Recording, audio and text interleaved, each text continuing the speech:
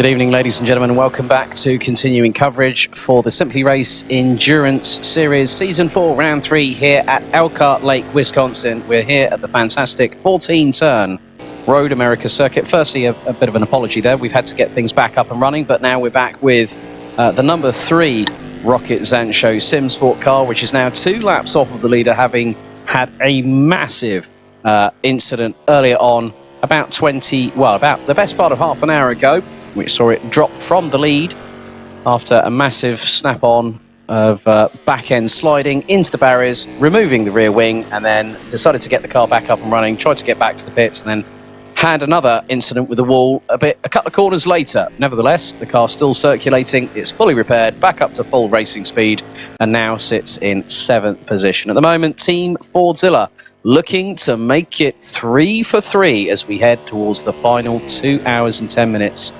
of this race. Red Shell Racing in 2nd position, Cam Sport in the number 8 round out the top 3, followed by Zancho Rocket Sim Sport in the number 2. Barracuda second in the standings coming into this championship round out the top 5 ahead of E-Team Brit.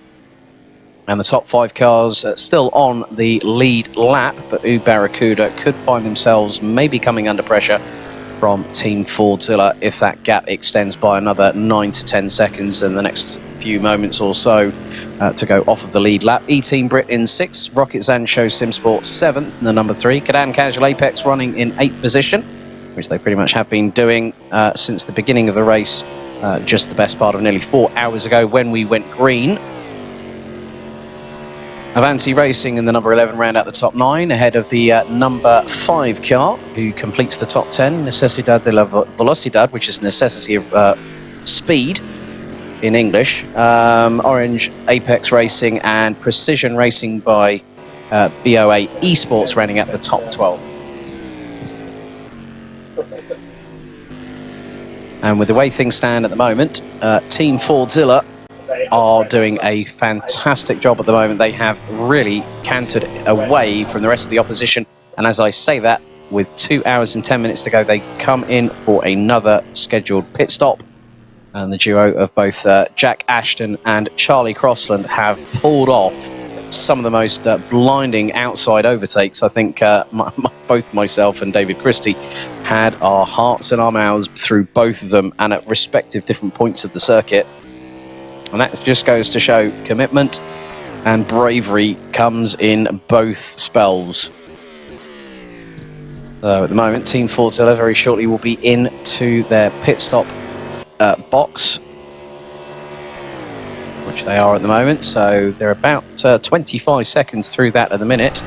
So Red Shell Racing, who are still embroiled in a battle. It's a battle between them for second on the road at the minute, with 1 second separating the duo as we have a look on the main screen, showing that Cam Sport is not that far behind, and you can see that Cam Sport have been around about 0.2 of a second quicker through the previous lap. It was a 1 minute 50.421 for Red Shell Racing, and Cam Sport 1 minute 50.221, so exactly 0.2 to the decimal point separating the two. But Red Shell Racing this time start to respond, going nearly a 10th quicker in the process. So Team Fordzilla have been in the pits for 40.9 seconds, so probably a slight bit of underfueling there, just to keep the aggressive strategy that when I spoke to Jack Ashton a little bit earlier on, he said, yeah, we're slightly underfueling, but we're going for a more aggressive strategy. So they're picking up the pace, and that has the gap that they had between themselves and Red Shell Racing was at some point probably 77 seconds. It's now 4.1, but with the pace that Team Fordzilla have been showing, they've been running in the high 49s, the low 50s, pretty much for the majority of the race, apart from a couple of moments. I mean, especially with Charlie Crossland's first moment coming into the first set of pit stops. He went wide coming out of turn 1, and it basically cost them the lead, but they fought back, they knuckled down, they got there, put the bit between their teeth, so to speak, and managed to push forward. And the move that Charlie Crossland, I think, has got to be one of the moves of the season. His teammate Jack Ashton did exactly that. E-Team Brit now in the pits from 6th position on the road. So with the set of pit stops now coming in, it's going to change a little bit how the teams sit in terms of whether they're going to be on the lead lap or not on the lead lap, as the case may be. But Cam Sport still trying to push to close in on Red Shell Racing. This is the battle for second and third on the road at the minute. A yellow out in sector number 3 ever so briefly. But Cam Sport needs to be a lot closer than they are now in order to catch Red Shell Racing in the battle for P2. Gap now 7.5 tenths of a second. If they were within 3 tenths, like we saw Charlie Crossland when he managed to get past, I think it was the number 3 car, the Rocket Sancho Simsport car earlier on in the race, and put it around the outside and going through turn 1, and that had to be seen to be believed. So 2 hours, 6 minutes and 40 seconds to go, and the necessity of speed car, the number 5 car, we'll use the English vernacular on that one. They've also entered pit lane, currently sitting stationary for just the best part of over 30 seconds. E-Team Brett, 44 seconds on the pit stop there, and Team Fordzilla 40.9, but the gap between them and Red Shell is just a shade under 4.3 seconds as things stand, as Fordzilla will now have to get that all-important temperature into the tyres rather rapidly.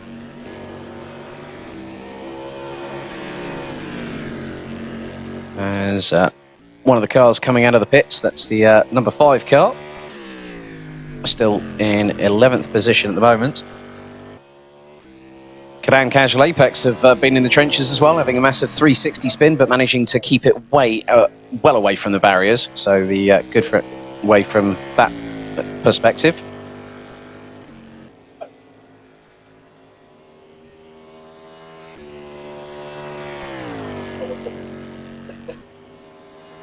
The gap now extending between first and second position. But Cam Sport looking a little bit close this time, 6 tenths as they came out, and again we're denied of that battle. And hopefully I should have back with me, good evening, Mr. David Christie.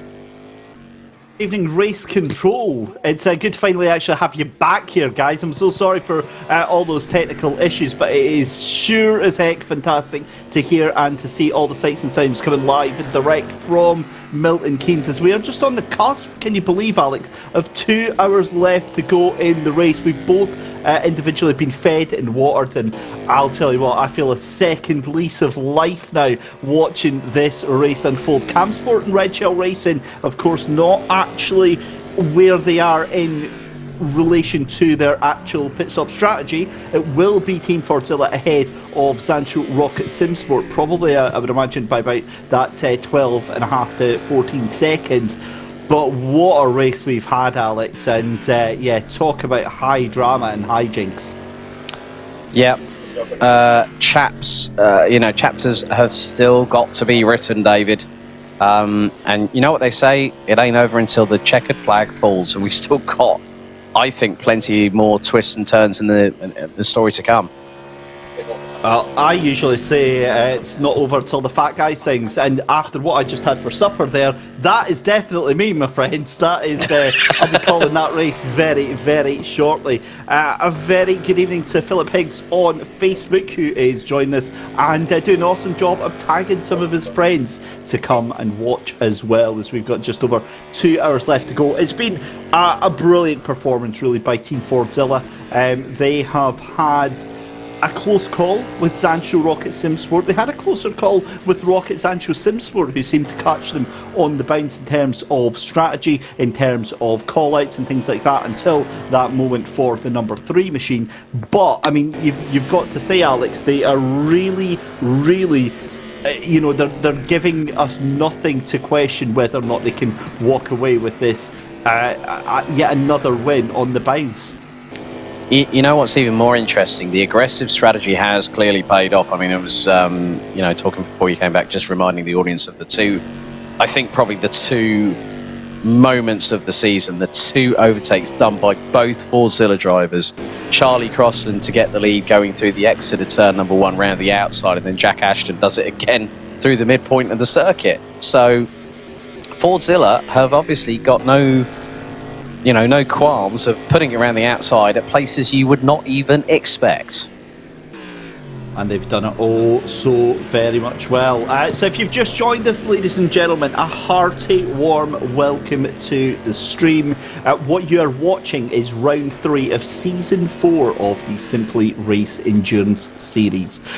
This might look like just another sim racing event, but this one is very different, because if you look top right, that is actually what is going on. All of the competitors are based right now down in Milton Keynes at the Simply Race venue, the UK's premier sim racing entertainment venue. Head over to simplyrace.co.uk and you can be taking part in round 4 in just a couple of months' time. Get a couple of friends together, get yourself some practice down there on their state-of-the-art equipment, and let's say it could be yourselves that me and Alex are commentating on very soon. But 2 hours left to go in this race. 4 hours have flown by, Alex. I mean, we're into the tail end as CamSport head into the pits once more here. I don't really think we've got too much more in terms of drama that we can expect from these final 2 hours now. I think the dice surely has been rolled here, and a lot of these teams now will be easing off, thinking about just making that finish line now, I would imagine.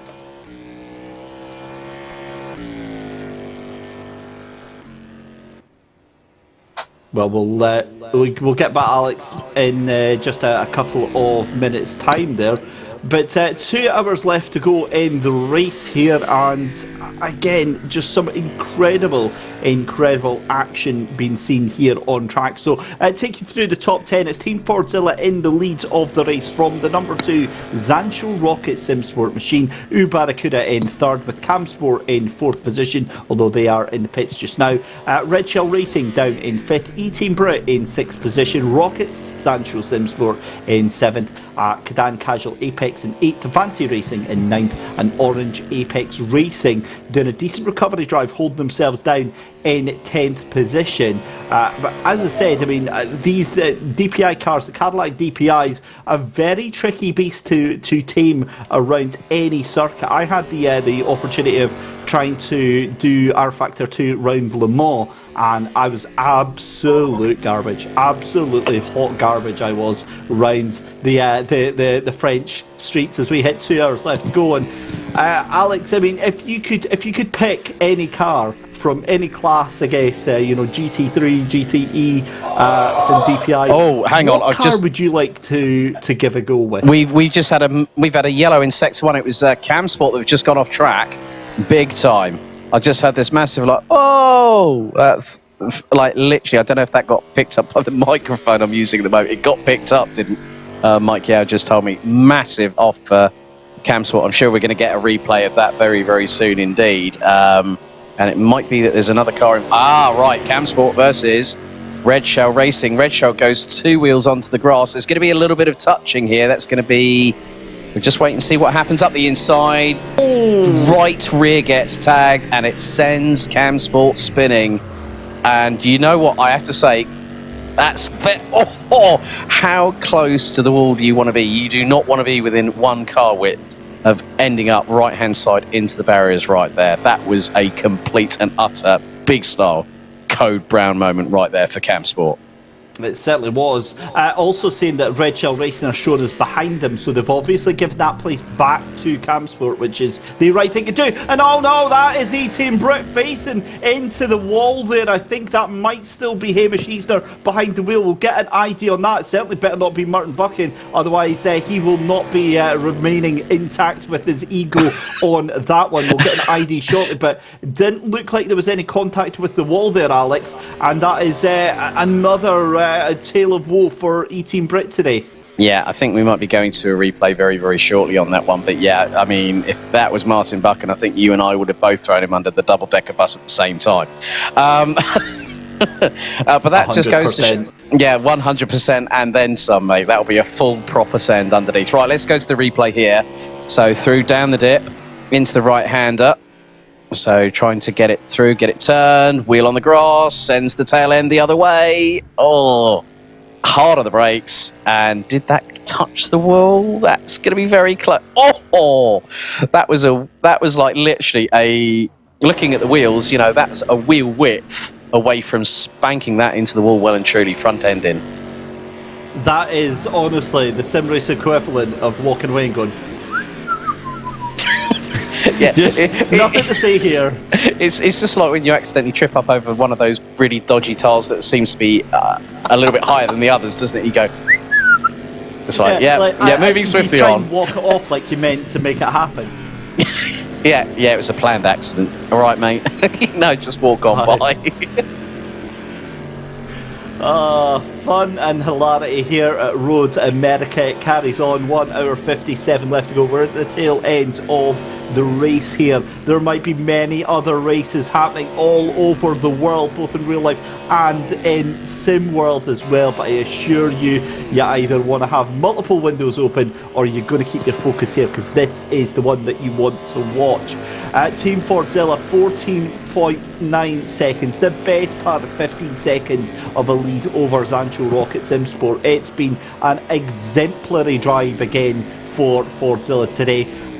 Driver of the day, 100% right now for that team has to be Charlie Crossland, Alex. An amazing effort that he put in, just a raw aggression. I think it set the tone for the team, and really, it's difficult for any other team to get anywhere close to that. And when I say aggression, I have to make it clear, Charlie Crossland did not put a foot wrong today.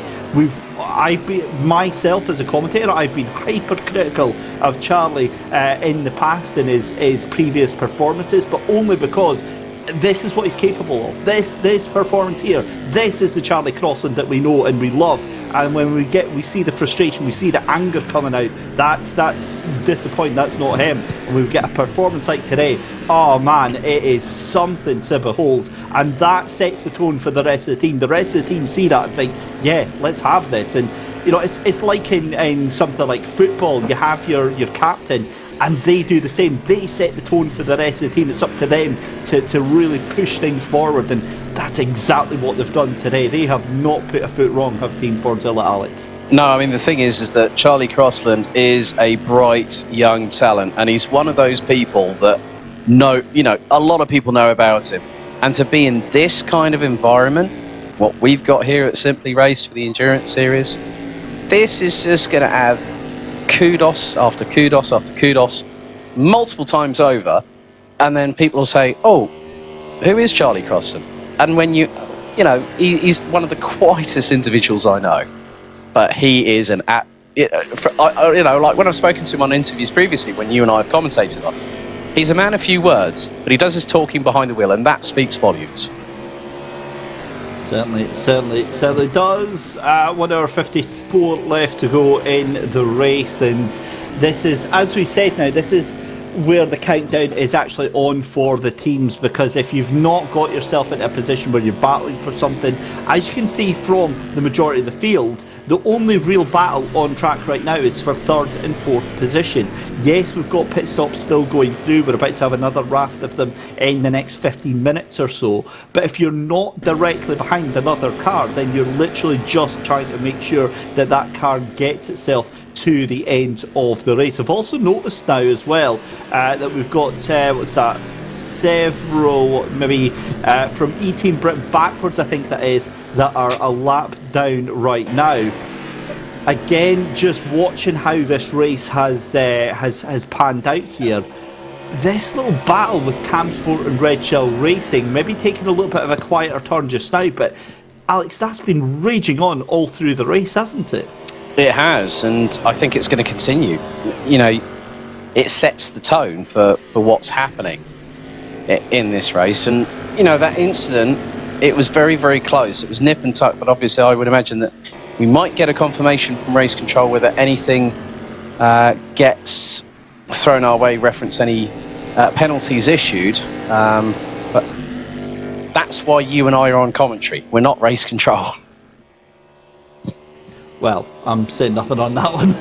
Exactly. I find myself on the wrong end of many a comment, many a time. But that's absolutely right. We are not race control. And the thing is that whenever we speak or whenever we say things, it's purely from that. It's purely personal opinion from what we see. That's what we're here to do. We're here to entertain you guys and girls at home, and we're also here to pass our judgment, our understanding of sim races that we've watched all the way through, how they pan out. We use that to try and gauge on the race that we're watching here. And myself, I'll be the first one to say that I am usually the first one to jump at an incident and go, oh, that's terrible, that shouldn't have happened, XYZ shouldn't have done this. And occasionally I'll get it wrong, occasionally Alex, you'll get it wrong, and we always, where we realise we're wrong, we'll be the first people to jump in and say, yeah, I have to kind of step back. Actually, after looking at that, that's not actually what happens. And that's what we're here to do. And the great thing about race control, and this is the other thing, we talk about how much sim racing has evolved, Alex. Race control as well, that's another full-time job that's been created, because race control, they've got to sit there and for each incident they'll be poring over it for usually about 10-15 minutes from multiple angles, looking at all the telemetry data streams, looking at actually what happened and trying to make a judgment on that. Whereas we look at it, we'll maybe get one replay of it, 2 replays of it, and we usually pass a little bit of judgment, which is why we're always stating that it's just opinion. Yeah, I mean, yeah, and at the end of the day, we do have to give a sort of a viewpoint on certain aspects from both our respective standpoints, and sometimes we, as you say, we might get it wrong, we might not get it wrong, we might court controversy, but that's part and parcel of what we do, being behind the microphone, David. Exactly, and I may like causing controversy. But I was listening to myself there as I tried to say controversy. So you can, I love that when you're listening to yourself back on the feed at the same time as you're trying to talk as well. It really leads to some fun and interesting moments. Anyway, back to the race at hand. The gap between the leader and Team Fordzilla and Sancho Rocket Sim Sport, that's stabilised now. That is still 15 seconds on the best part of it. Cam Sport still fighting Red Shell Racing for that final podium position. Alex, just wondered, is there anybody, did you get a chance to speak to Max Spooner? And also, again, we've been asking almost every hour, what's the atmosphere like? And am I right in thinking, has it maybe got a little bit quieter now as the team's now starting to concentrate and just get the head down here? That's what they've got to do now in this, this is a pivotal point of the race. We're into the last third of it, and any mistake has to be reacted to accordingly. There are, you could say that may be a bit of one-dimensional thinking there. However, if you've got a driver that has completely got the blinkers on, you do not want to disturb them, especially in this kind of environment. If it's at the sim rig at home, it's a different kettle of fish altogether. But here, where you've got ambient noise, you've got fans going off with computers going up at high speeds, depending on, the GPUs, the CPUs, the cooling systems on them as well, the equipment that they're surrounding them with, the force feedback on the direct drive and the steering wheels. Palms are getting sweaty, David. You, just like in the real world, if you're behind the wheel of a sim rig, you are perspiring. You are expending energy, both mentally and physically. And what does the race actually mean to these drivers and these teams? You've obviously been there for many of the race finishes. What is the instant reaction from the teams as the cars go across the line? I think firstly a sign of relief, David, because they've got back to the flag. The second thing is that point, that sense of achievement. That sort of like, guys, girls, we did a great job, or wasn't quite the result that we wanted, but hey, look on the bright side, here's where we finished.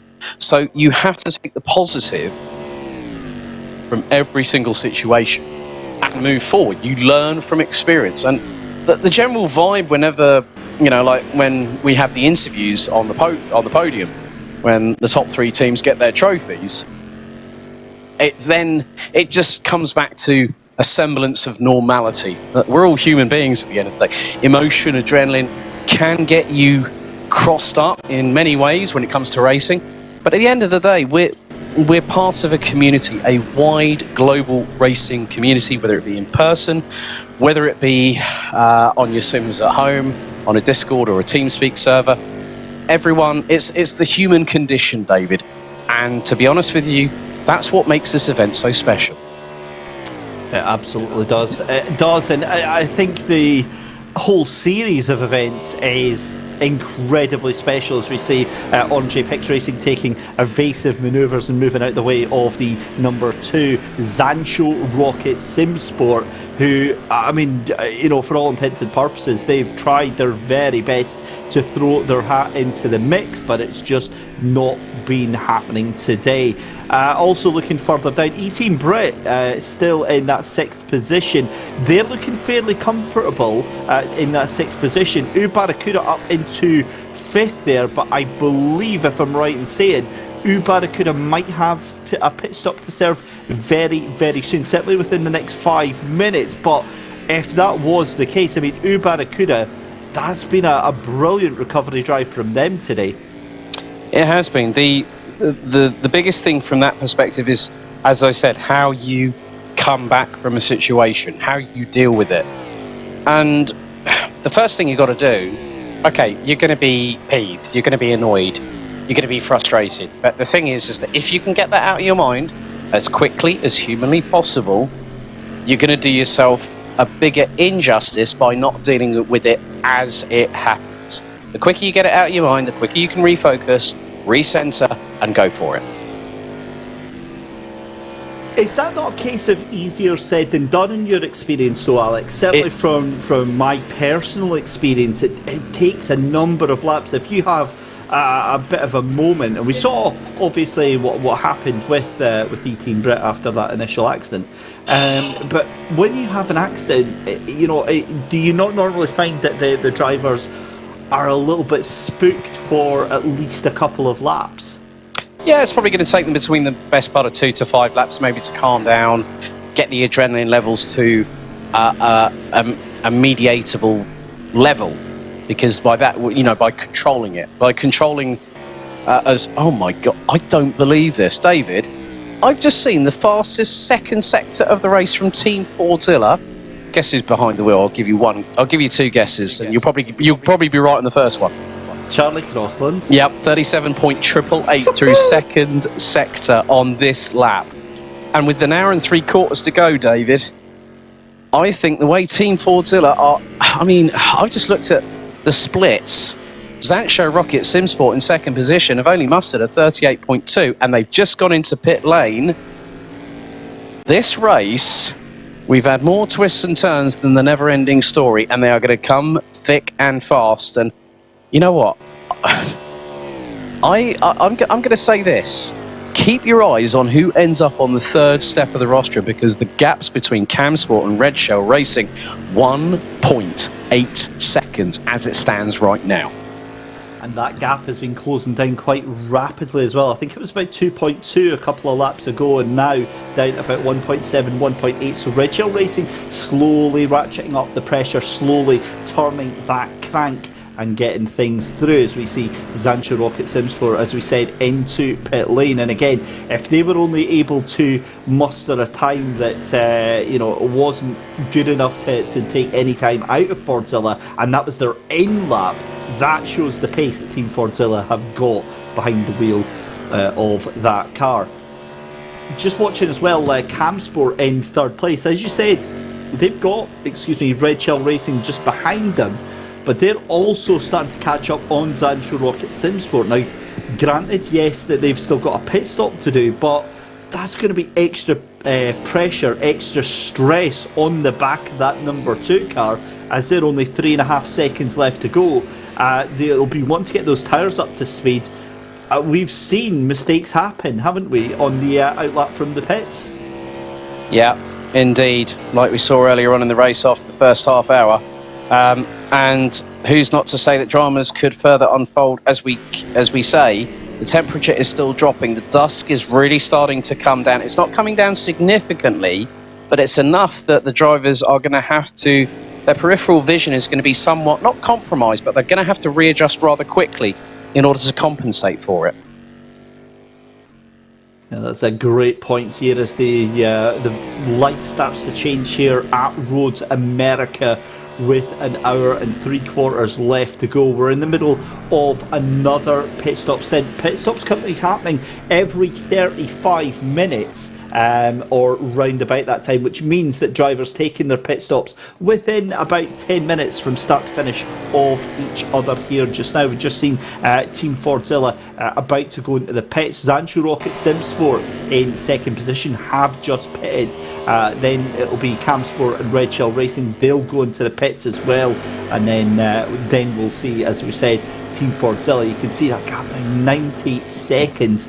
That will go down to, I would imagine, if Fordzilla take another full pit stop, Alex, that gap will go down, I would imagine, to about 20 seconds. That looked like quite a long pit stop for Zancho in second place. Yeah, I would imagine that's the case, David. I mean, if that's a full stop, that's probably going to be the best part of nearly 45 seconds. And when you think about it, Fordzilla, probably 20 seconds to get into the pit box. Full stop, so tyre change, refuel, possibly driver change as well. Put that at 42, then you've probably got about 10 seconds. Yeah, you're probably bang on the money with that. We'll watch and see how it all unfolds anyway, but we're still currently watching Red Shell Racing in fourth position.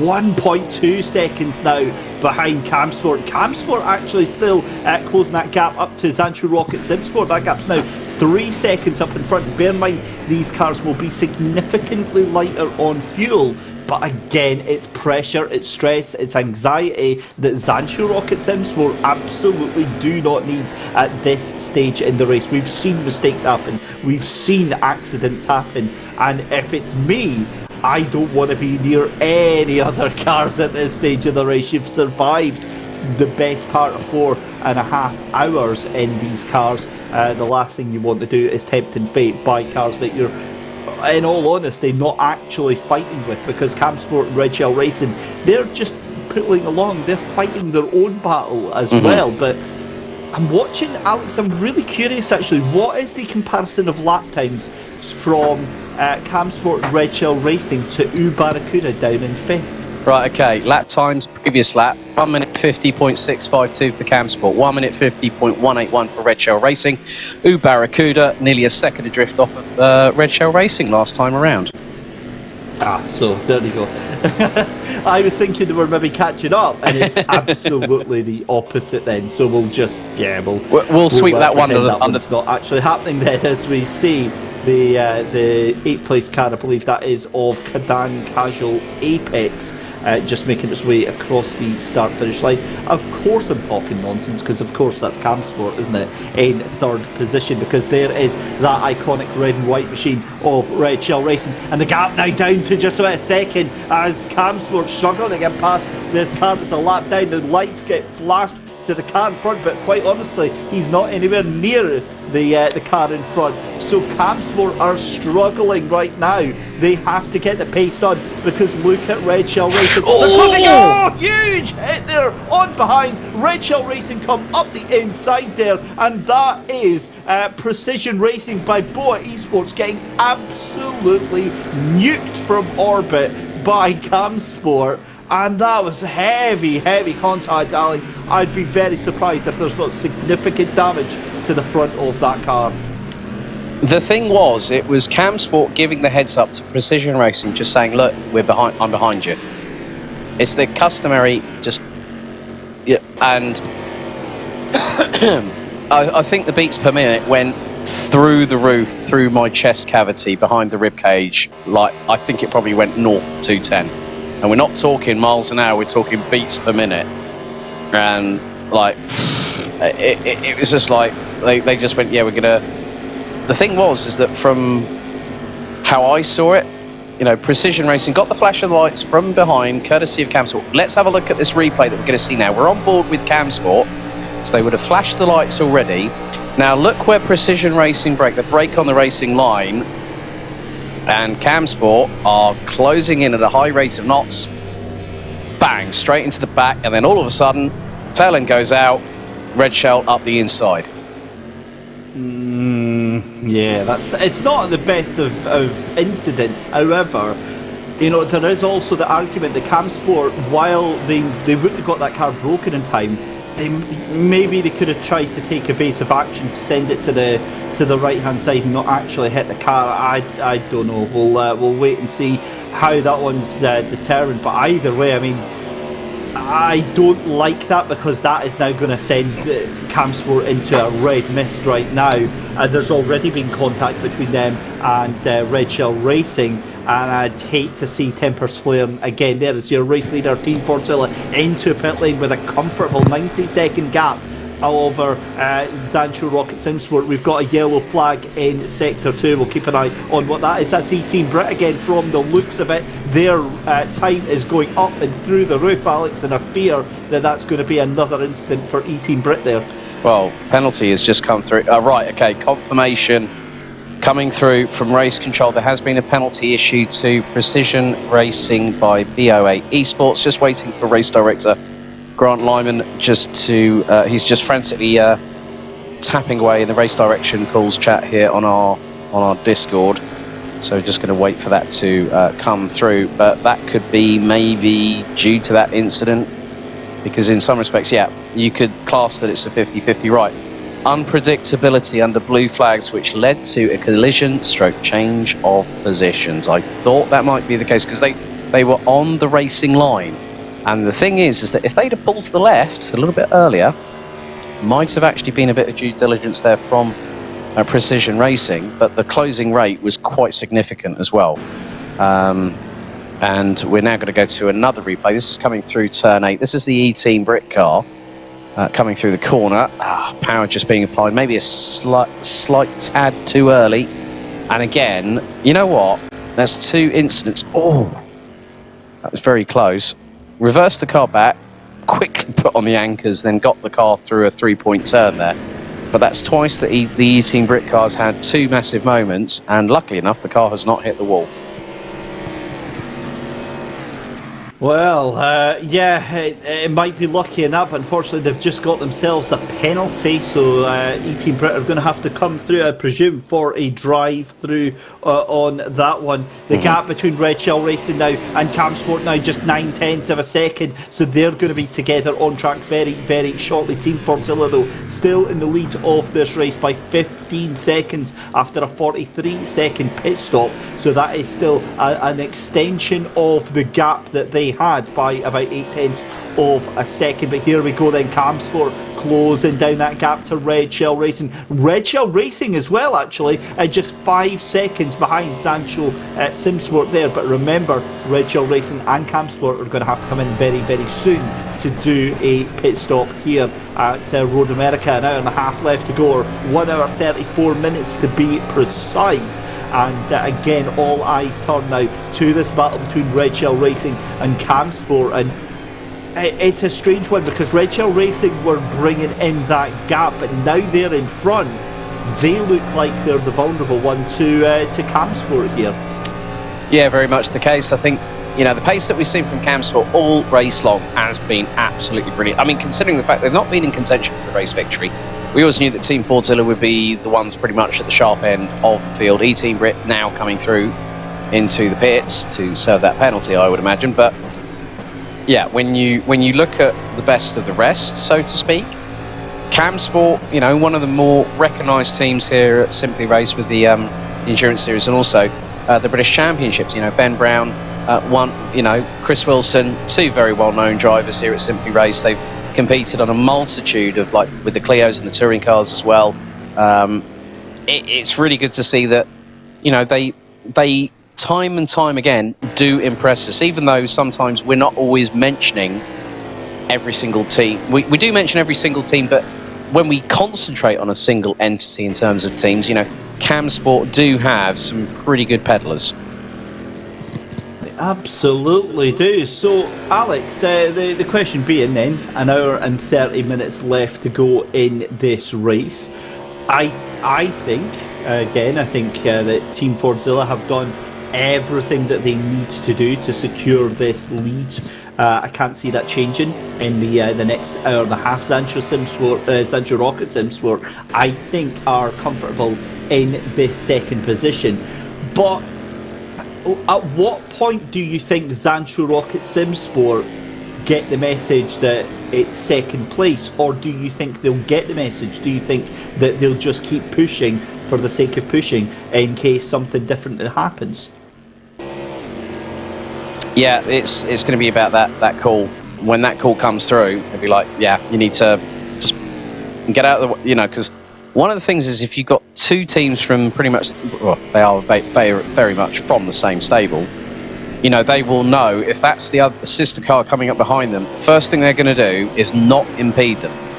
And one of the biggest rules in motorsport is never take out your teammate. You don't want to impede your teammate either, especially when one has got the better strategy, but also has had the better bit of luck, lady luck on their side as a direct result.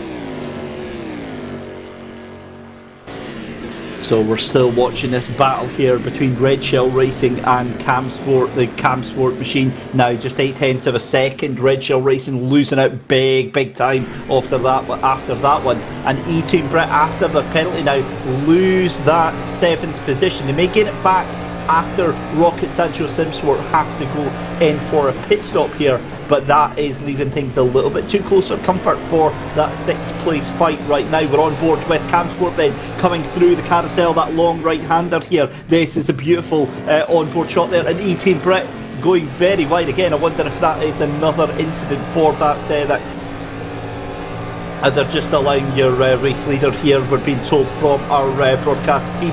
But here we go then, Cam Sport on the run down through Kettle Bottoms in towards Canada Corner then, on the brakes into this right-hander again, going from 170 miles an hour down to around about 60 to 70 miles an hour through the right-hander, through the left at turn 13, on the run down to turn 14 again, right on the back, and they've got a car in front of them, Alex. We've seen this before, we've seen it all end in tears right now, and into the pits then goes Red Shell Racing, and Cam Sport stay out on track. And I wonder if that was Red Shell Racing deciding enough is enough right there. I don't think they're racing for position. The last 3 times we've had Cam Sport come within a whisker of Red Shell Racing, I think they're on different strategies. I think Red Shell probably this is not assumption, this is hazarding a guess, which maybe Red Shell Racing might be looking at getting P4 at the end of this, but when you look at the battle for P3, I would say more than likely it's going to be between Cam Sport and U Barracuda for the final step of the rostrum. That's what I think here. That's a interesting call there, and we'll see if you're right on that one. I think that you're definitely in with a shout. My concern is still U Barracuda, because yes, they are dropping away to a certain extent, but they're still within a shout. They're on 4th place. They're on a completely different strategy to the likes of Cam Sport and Red Shell Racing here. But as we go with an hour and a half left to go, it's been constant toing and froing from all of the teams, all of the way through the field here at the Simply Race Endurance Series. And this is one of the most fun things about sim racing. If you are brand new to sim racing, or you're a seasoned veteran at sim racing, you'll know this, that it doesn't matter if you're fighting for position or what position you're fighting for. As long as you've got somebody within eyesight of you on the track, you've got that motivation. You've got number two's off. Number two's off out of the final corner. Or maybe you've got a car behind you. As long as you've got a car near you, and that is Zancho Rocket Sim Sport. That is your 2nd place car, and that is going to be Cam Sport just a second behind them. That is a huge moment there for the 2nd place car there. Don't think there was any damage there, but that is going to put them under incredible pressure from Cam Sport here. I wonder if there's anything has happened to that car there.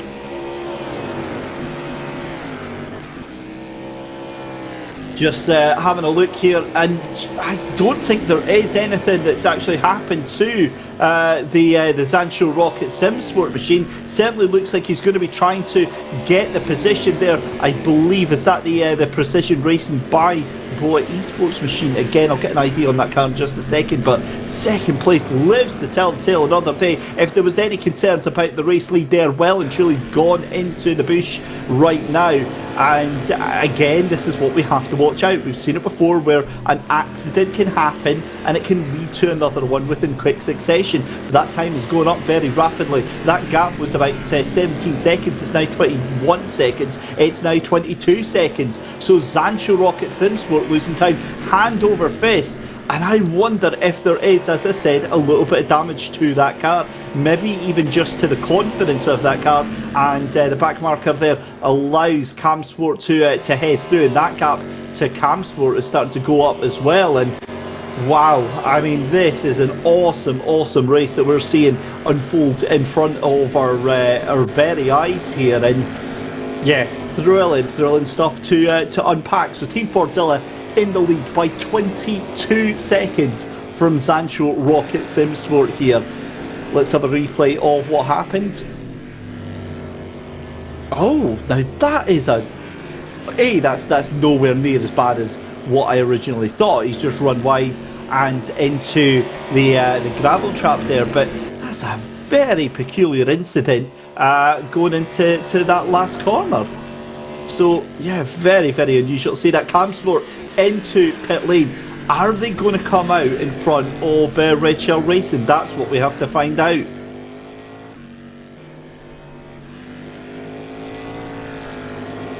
There, your race leader then, Team Fordzilla in the leads. As we said, 22.5 seconds.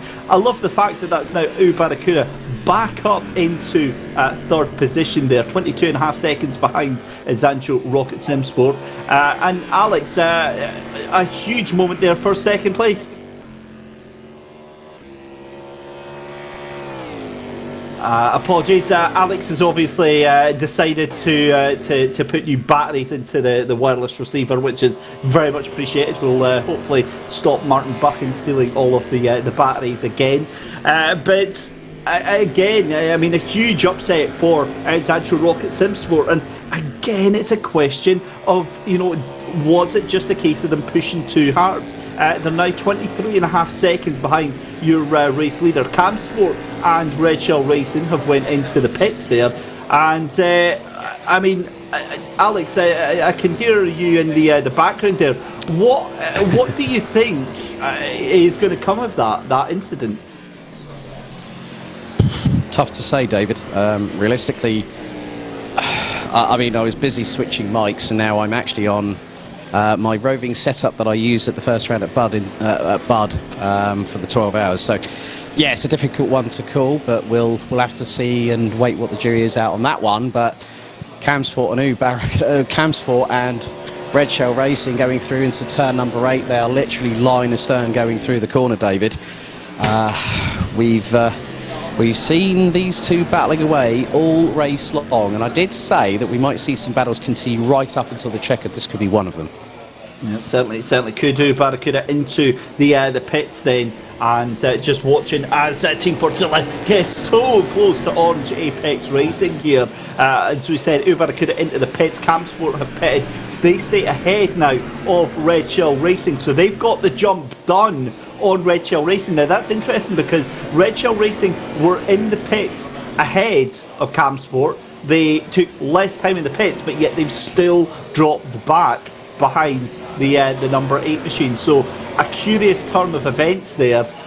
But again, realistically, that surely now means that Fordzilla are in the home straight of this.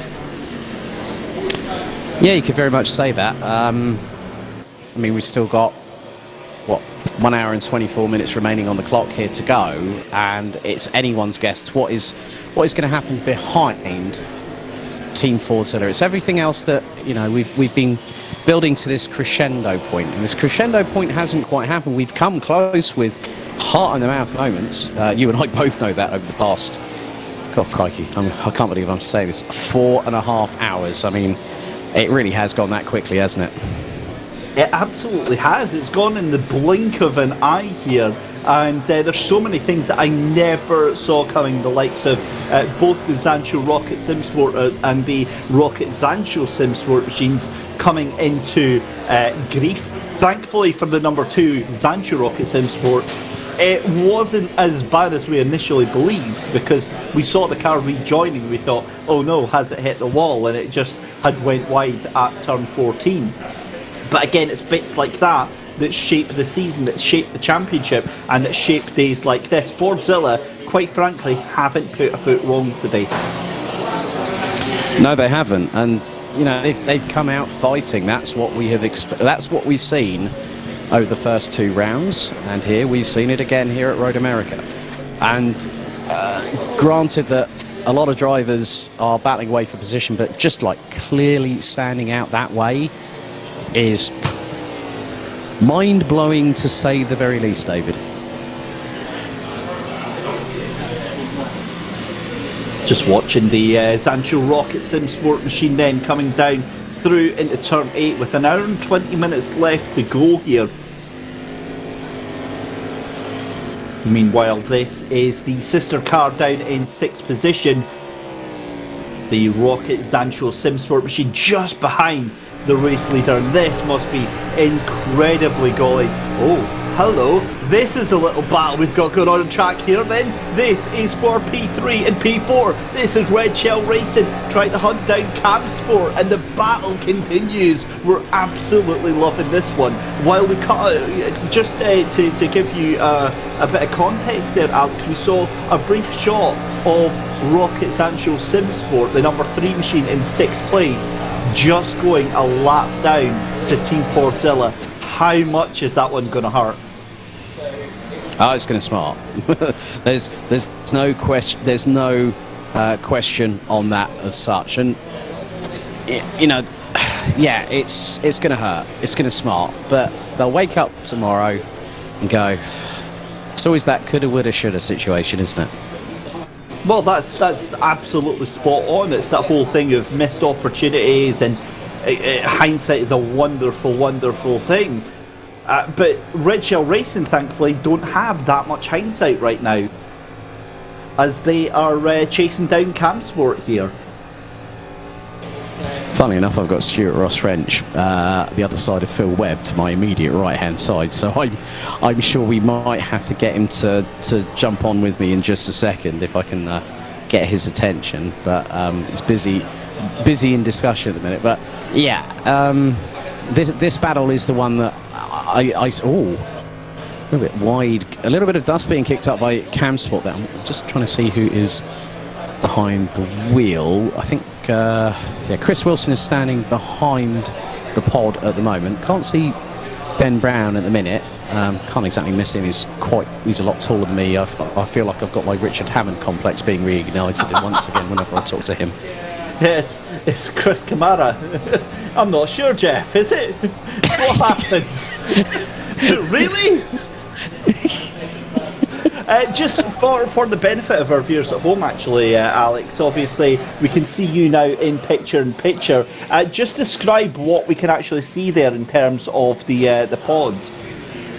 Well, we've got 15 pods here at Simply Race. You've got the seating area just down here. You've got the bar immediately straight in front of me. And no, I'm not eyeing up the spirits on the top shelf. Coffee machine, beers. Yeah, I know you are. But the good thing is we've got our podium, we've got a BATAC machine, we've got a couple of wheels and tyres just behind me, and then you've got the seating area, so you can see Max Spooner, Martin Buchan and Charlie Crossland having a conversation there. So it's really good to see that there is a social atmosphere to this event as well. And that is a very, very big point of this Simply Race Endurance Series, isn't it? The fact that obviously Charlie Crossland, part of Team Fordzilla, having a chat with Martin Buchan and Max Spooner from E-Team Brit, and yet that's not an uncommon thing. It's a very social, very friendly atmosphere. There will be a lot of inter-team rivalries, but that usually ends out on the virtual racetrack. And from what we've seen, there's a lot of cheering and high fives that go on as soon as those cars end up crossing the line, Alex. Yeah, with 1 hour, 18 minutes and 38 seconds still to go on the clock.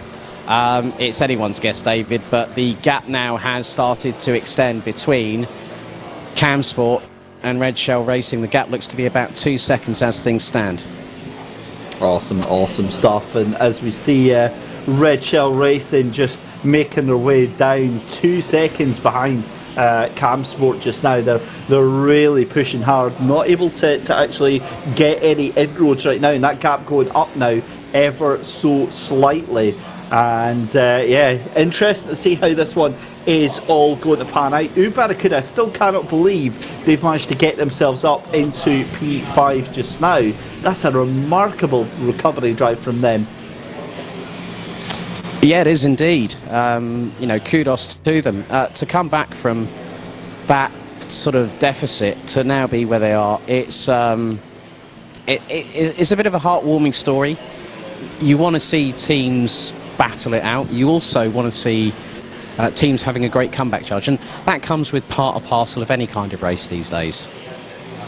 It really is, though, isn't it? And the other thing about it is the fact that what I love about this championship, Alex, is the fact that they've got to master different vehicles. As I see our fearless journalist off into the field with the laptop. He's off to have a chat there. Yes. It's one of the fantastic things about that venue, isn't it? As I see, you've got somebody beside you. Do we have another interviewee? We do indeed. Stuart Ross French, one of the guys behind Red Shell Racing alongside Tim Lane. Stuart, it's been a war out there for you and you guys at Red Shell and Cam Sport, hasn't it? Because it's like only a couple of seconds with, what, about a minute, an hour and a quarter still to go? Like, the field of today, I just can't believe how close it is. That last session, I came out of it after doing an hour, basically, of qualifying laps, it felt like. And even then, the gap between me and Matt in the Chem Sport car was just, it never closed, it never got bigger. The quality of racing today is just insane.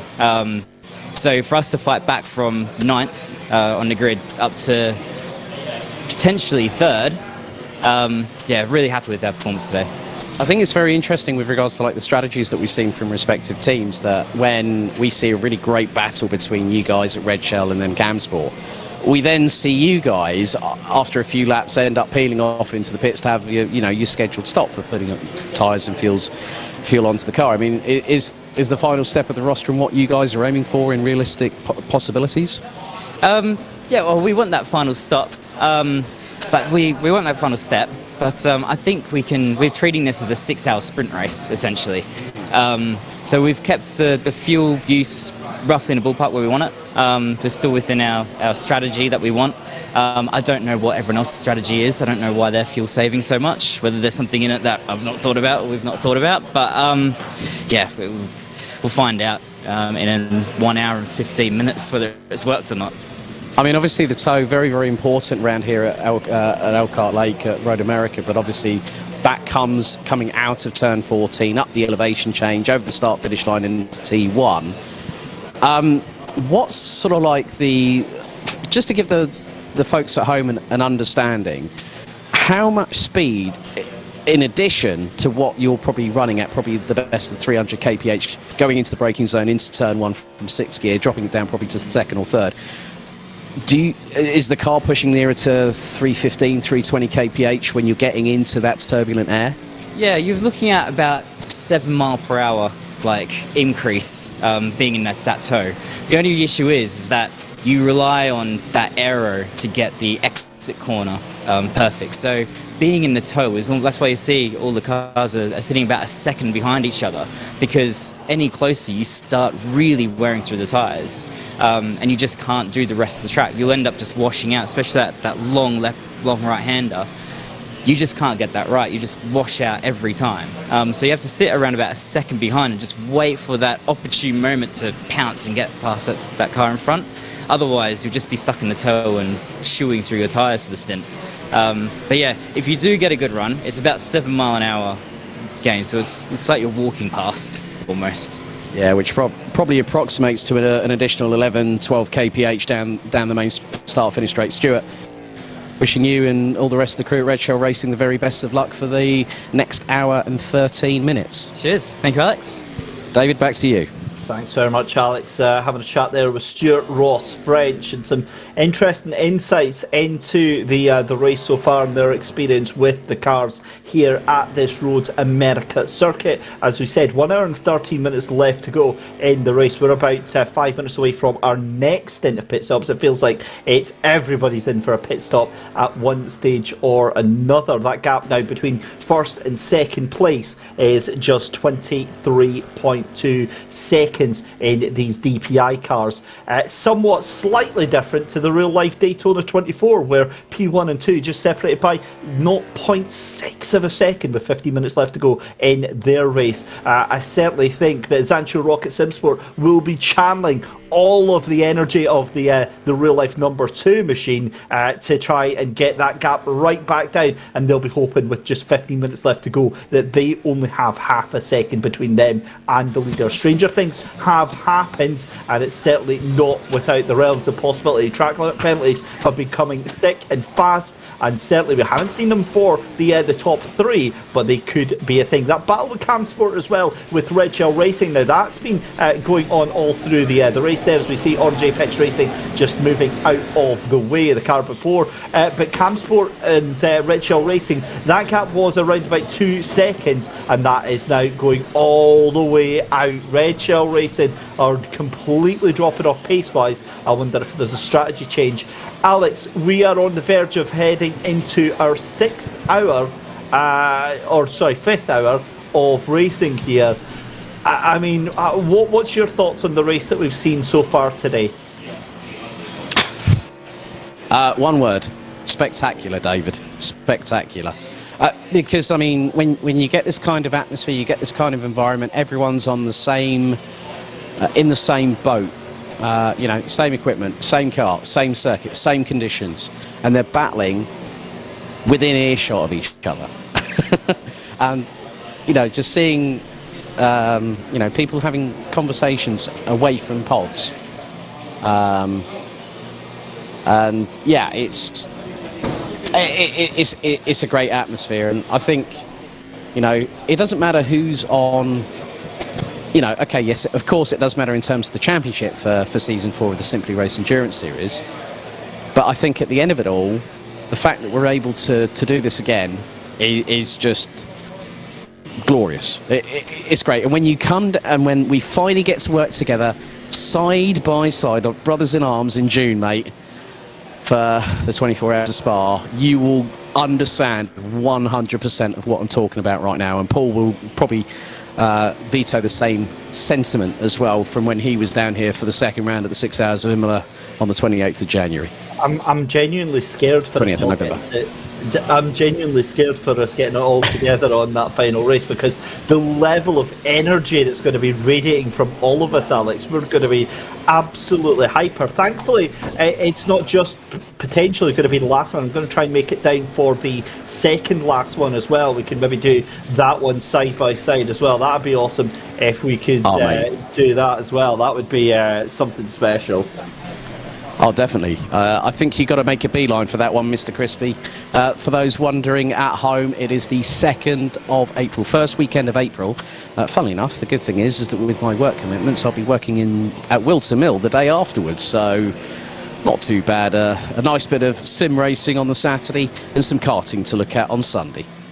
It's living the dream. We are living our peak life right now. That's what's happening here, Alex. It's amazing stuff. But an hour and 10 minutes left to go here, and really we have been spoiled with all the action as we see a penalty for Red Shell Racing coming in. So any hopes of them catching up to Camsport? And what's happened to Camsport? I can hear groans in the background, and that car, the relative, is falling away. We need to find out what has happened to Camsport Racing, because their relative is they are dropping back pace wise very, very quickly indeed, Alex. And I did hear a big groan going up in the background there. Oh, I think someone might have run out of fuel, David. Oh, dearie me. I heard the following: oh no, in that respective order. And straight away, I think it might be Red Shell, mate. I think it might be Red Shell. Well, Red Shell are into the pits because they had a penalty, but actually, hang on, I'm just realising it's Yeah, I'm just imagining things here. Okay, right. I'm going to cut across you here. Oh no! We've had dramas for the leaders. Dramas for Fordzilla, mate. I've just clocked out of pod 1. Oh no! What has gone on there? Oh, okay. I literally saw. I'm not too sure. I saw something happen. I'm not too sure if it might have been an issue, but it might be. Yeah. Well, yeah. The thing is that the no from Red Shell Racing was track limits. Yeah, they got penalty for that. Yeah, I'm gonna do some delving. I'm gonna have a quick chat with Grant Lyman, our race director. No problem. Right, we'll keep an eye on that one then, as there is confirmation of the track limits infringement for Red Shell Racing. That was one too many for them. And, wow, that was absolutely huge, Alex. Yeah, I've just seen it on the screens here at Simply Race. It was Orange Apex and, oh, God, the closing rate. And then all of a sudden, Fordzilla into the back of Orange Apex. And that was going into the left-hander. I've got no words on that one. I've only got one angle to see it from, though. Oof, that does not sound pleasant. So, Fordzilla obviously still... they're still carrying on right now, but it's a question of how much damage do they have to that machine. They've obviously lost a little bit of time, and by my calculations then that's going to bring that, when they go in for a pit stop, if they repair any damage that's there, they may have to take about maybe 5-10 seconds worth of repairs. Jack Ashton's got the low fuel light showing on his screen at the moment, so he will be due a pit stop imminently. Oh, well, I did say the drama and the intrigue keeps on going, and it certainly does here, Alex, with just over an hour left to go. That would be the perfect setup for a thrilling final hour. Although, what I would say is, that front of that Fordzilla machine, not looking too happy as it goes very, very wide into turn number 8 there. I'm wondering if there's either some overheated brakes or potentially a little bit of tyre wear issue on that car, but that thing is not looking happy, and that has actually dropped Fordzilla back behind. Now we saw that the Rocket Zancho Sim Sport machine was already a lap behind, and now that's obviously got past, so they've lost about 5 to 8 seconds on that then. Well, Jack Ashton had the presence of mind to get back out on circuit as quickly as humanly possible. However, I have a guest with me, E-Team Brit team boss, Max Spooner.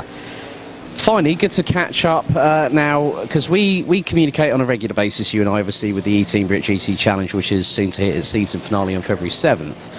But a lot's been happening at E-Team Brit, a lot of new drivers, a lot of outreach onto different platforms as well. Go on. There we go. Hello. Let's wave to everybody. Yeah, there you go. There you go. So a lot has been happening at Team Brit. Just tell us about some of the more recent developments. You've taken on a lot of drivers, expanded your remit in terms of platforms that E-Team Brit are competing on now. Yeah, so we are competing on GT Sport, and of course that will be GT7 when that happens in March. But yeah, we've got new drivers who've joined the team, with Yvonne and Sophie in particular. Also, yeah, we've got a new look. The new shirts will be coming hopefully in time for the beginning of March. And yeah, we're moving into new championships. We're going to be racing in the IVRA HyperX series on iRacing. And then, of course, we've got GT Challenge Season 4 coming, which this time around is going to be sponsored by VBox Sim, which we're really looking forward to. Well, there you go. You heard it here first here on the Simply Race Endurance Series. But obviously, another strong start for the team with Martin Buchan putting 4 stints behind the wheel. As always, I mean, he was up into P4. We know that obviously there are drivers such as Hamish who are still, are going cross-platform from Assetto Corsa Competizione to R Factor 2. We know that Hamish she works very, very hard indeed. But how's the feeling in the camp? I mean, obviously, yeah, it hasn't been an easy one. There's been a couple of spins during the mid part of the race. But, how are you guys feeling? Because obviously you're one of several teams that is battling for more than likely a top 3 position in the championship standings come the end of the 24 hours of Spa in late June. Well, exactly that. I mean, when you consider with Hamish racing in GT Challenge Season 2, I think she was finished 10 laps down, and now she's here racing with some of the big names in our sport. So she's come a long way, and I think there's still that disparity in our performance, and Martin has been putting in some mega stints for us to put us in a position that Mike and Hamish can capitalise on. So it's just a case we just keep working hard, keep improving, and just slowly but surely climb that pecking order, so that come Spa we'll be in a really strong position. Well, Max, thanks for talking to us, and all the very best of luck for the rest of the race. Thank you very much. David, back to you.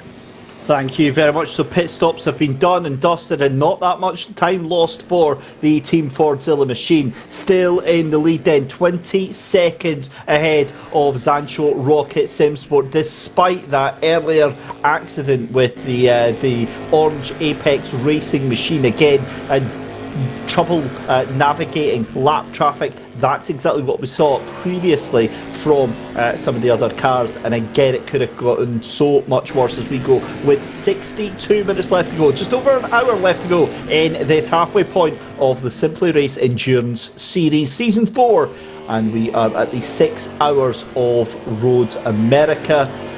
Again, a thrilling race here. David Christie and Alex Goldschmiidt bring you all of the action here. Camsport in third position, with Red Shell Racing down into fifth position now.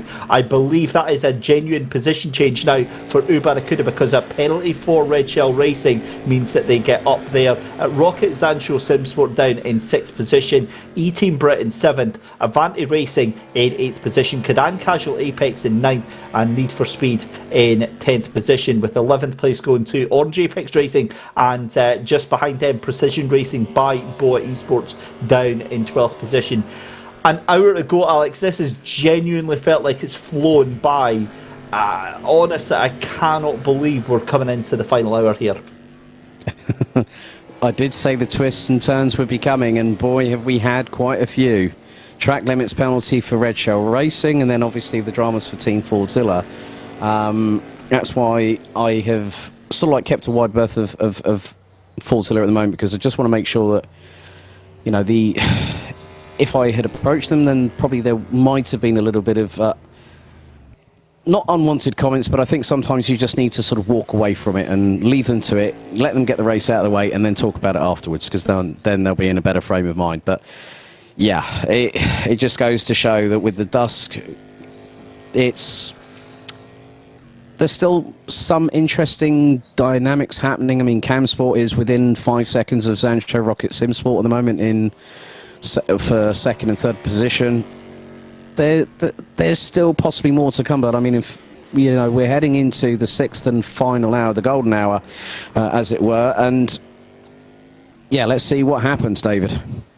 Well, it's going to be a thrilling end to the race, no matter what, as we click over the final hour in this amazing race. It's really anybody's guess how this is going to end. We thought it was going to be comfortable plain sailing for Fordzilla. We saw that contact with with the Orange Apex Racing now, who are into the pits there, and yeah, it was always going to end in tears for them. But 59 minutes, I mean, genuinely, I surely there can't be that much more left to happen in the final hour of the race, Alex, he says, touching every part of the race that he can. Touch wood, keep the actual saucepan on standby, just in case you need to sort of like whack it across your temples just to knock some sense back into yourself after that comment. Say nothing on that. Absolutely nothing on that. Yeah, no comment indeed. Oh, goodness me. But yeah, I mean, realistically though, I mean, what can our viewers expect from this final hour? It looks like, from our experience, normally at this point, unless you've got a car within a couple of seconds of you, usually you're just going to be trying to consolidate the position you've got. Yeah, very much the case. I think the more interesting dynamic will be the battle for second and third position between Zancho Rocket Simsport in the number 2 car and the number 8 car in third place of Camsport. You know, with the gap being less than 5 seconds, who knows what might happen. I mean, looking at the lap times between the two over the last tour, it was 1 minute 50.564 for Zancho Rocket, and then Camsport is 1 minute 50.871. So Zancho Rocket Simsport have the advantage, but will they have that advantage in a few moments' time? Because if Camsport are able to use the advantage of slipstreaming using backmarker traffic, just like they have done down the main start-finish straight, if they can claw their way to close up to backmarker traffic, use that slipstream, that's going to help them save increments of fuel and might even help to save the tyres a little bit, maybe helping them to put that stint they're currently on a little bit longer, to be completely truthful. And, I mean, I'm looking at Barracuda in 4th position there. I mean, obviously they're 21 seconds behind Camsport right now, but we've spoken ad nauseum almost about how well they've done in a recovery drive. The weird thing is right now, they have still the fringe chance of a podium position right now. They do. It's not without the within the realms of possibility. They're, 22 seconds behind Camsport. So, yeah, I mean, remember the first round of the championship. Radicals Online trying to chase down Team Fortilla. They halved the gap within the last hour, and it all came down to when Radicals Online were going to have to pit, and they had to pit for fuel. They didn't need to change tyres, but they pushed. So whether that can be true of Camsport and Barracuda to maybe pick up the pace, but with the way Barracuda is performing at the moment, 1 minute 51.2, it looks like that's fast slipping away. We could get a better indication maybe with, I would say, 40, maybe 30 minutes to go. Well, we'll certainly find out. 56 minutes on the clock here. Fordzilla still out front and in charge, looking very comfortable. Obviously, no real big dramas coming out of that contact with Orange Apex Racing. Again, I just cannot believe the twists and turns that we've seen within this race so far. Camsport still in 3rd position, trying to catch down onto Zancho Rocket Simsport. But again, I think pit stop strategy is going to come into play on that one as well. Barracuda somehow get themselves up into 4th position. Red Shell Racing up into 5th there, ahead of the sister Rocket Zancho Simsport number 3 machine down in 6th position there. E-Team Brit in 7th position. Looks like they've lost out on that 6th there as Red Shell Racing jump into the pits there. That's definitely now going to secure that position, I would imagine, for Barracuda in 4th position there. Avanti Racing in 8th, Cadan Casual Apex in 9th, and the Ciudad de Velocidad in 10th position. I can't believe that in the 5th hour of the 6th race, I finally figured out how to pronounce that. And do you know what? It's because I didn't even think about it, I just said it. That's the problem. When you start looking at a word and you start trying to phonetically say it, is when it all goes Pete Tong. And of course, now that I've said it once, I can say it all the time now. Necesidad de Velocidad. There we go. Look, twice in a row, Alex. I mean, I'm not quite as multilingual as yourself, but I'm baby steps. Walk before you start to run, Mr. Christie, of course. Well, I just tend to stumble about a bit and crawl on my hands and knees.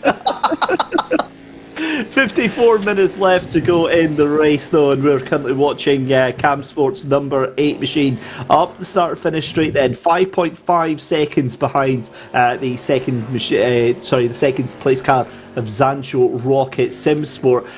What is the atmosphere like now in the venue, Alex? I can hear that obviously you're back into the broadcast booth, but when you were out about 5-10 minutes ago there, what was it like out there? Oh, it was pretty chilled.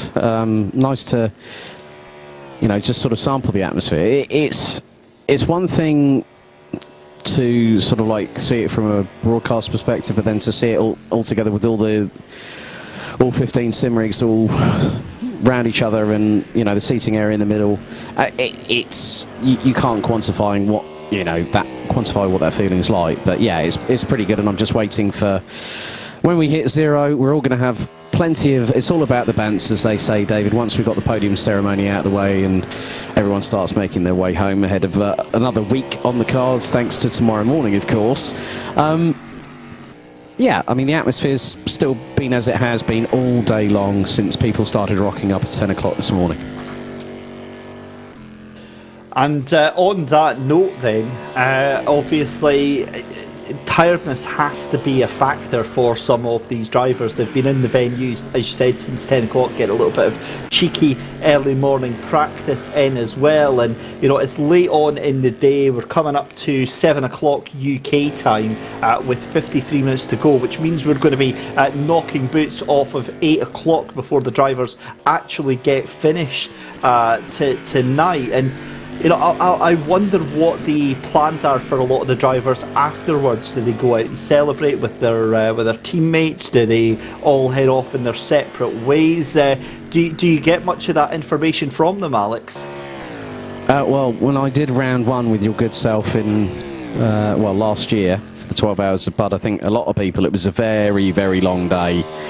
And I think everyone just wanted to get home. I think I got home probably just gone midnight. Mike got home quite late, probably early hours of the morning, about 2-3 o'clock, because he's got double the length of journey that I've got to here at Milton Keynes. I hate to think what yours is going to be like when you come down here. But I think the thing is that what you got to look at it from this perspective is that come the end of the season, that's probably when everyone's going to let their hair down a little bit. But when it's the first 4 rounds of the championship, it's a completely different feeling altogether. Everyone's going to want to get home. Of course, it is the end of the week. It's coming to the end of the weekend now. And for you and myself, this is part and parcel of what we do. So a Sunday to us is just like any other day of the week.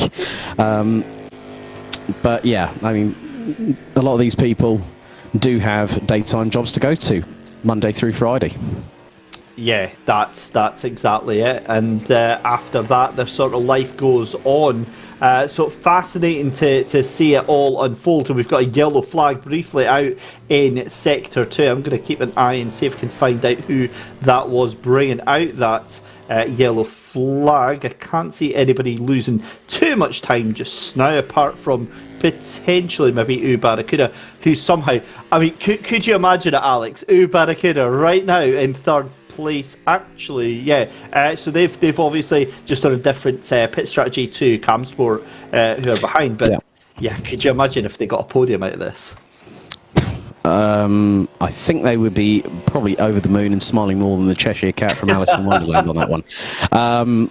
Yeah, I think the thing is that Barracuda were looking pretty racy at the first round of the championship. Round 2, you know, you could probably think that there might have been something in the pipeline for them, but here at round 3, they qualified quite high up in the field, if memory serves me correctly, but it's ebbed and flowed for them as well. Yeah, and on that note then, it just shows another part of the championship and another part of sim racing, that you can have a fantastically fast sim racing team on paper, but that doesn't necessarily transfer into a result, as you would see in the real life world as well. Practical trumps theory any day of the week. Well, see, I tried to say that, but my lecturers weren't so in agreement as yourself there. But 50 minutes left to go here, Alex, and really now this is go time. We're seeing Fordzilla. I think we need to take a second to speak about them. We've spoken, at length about Charlie Crossland, but it really is the full package they've got as a team, isn't it? The everyone that gets behind the wheel of that car has just been amazing today. Yeah, you can't, there's no I in team. And when you think about it, it's not just Charlie Crossland that's done the business, it's Jack Ashton. I think out of all the overtakes we've seen so far over the first 3 rounds of the season, those two have definitely been the ones that have orchestrated the moves, not the moves of the season, and both of them were done around the outside at places we thought weren't possible on this circuit. And yeah, it happened twice today. We saw Fordzilla going round the outside.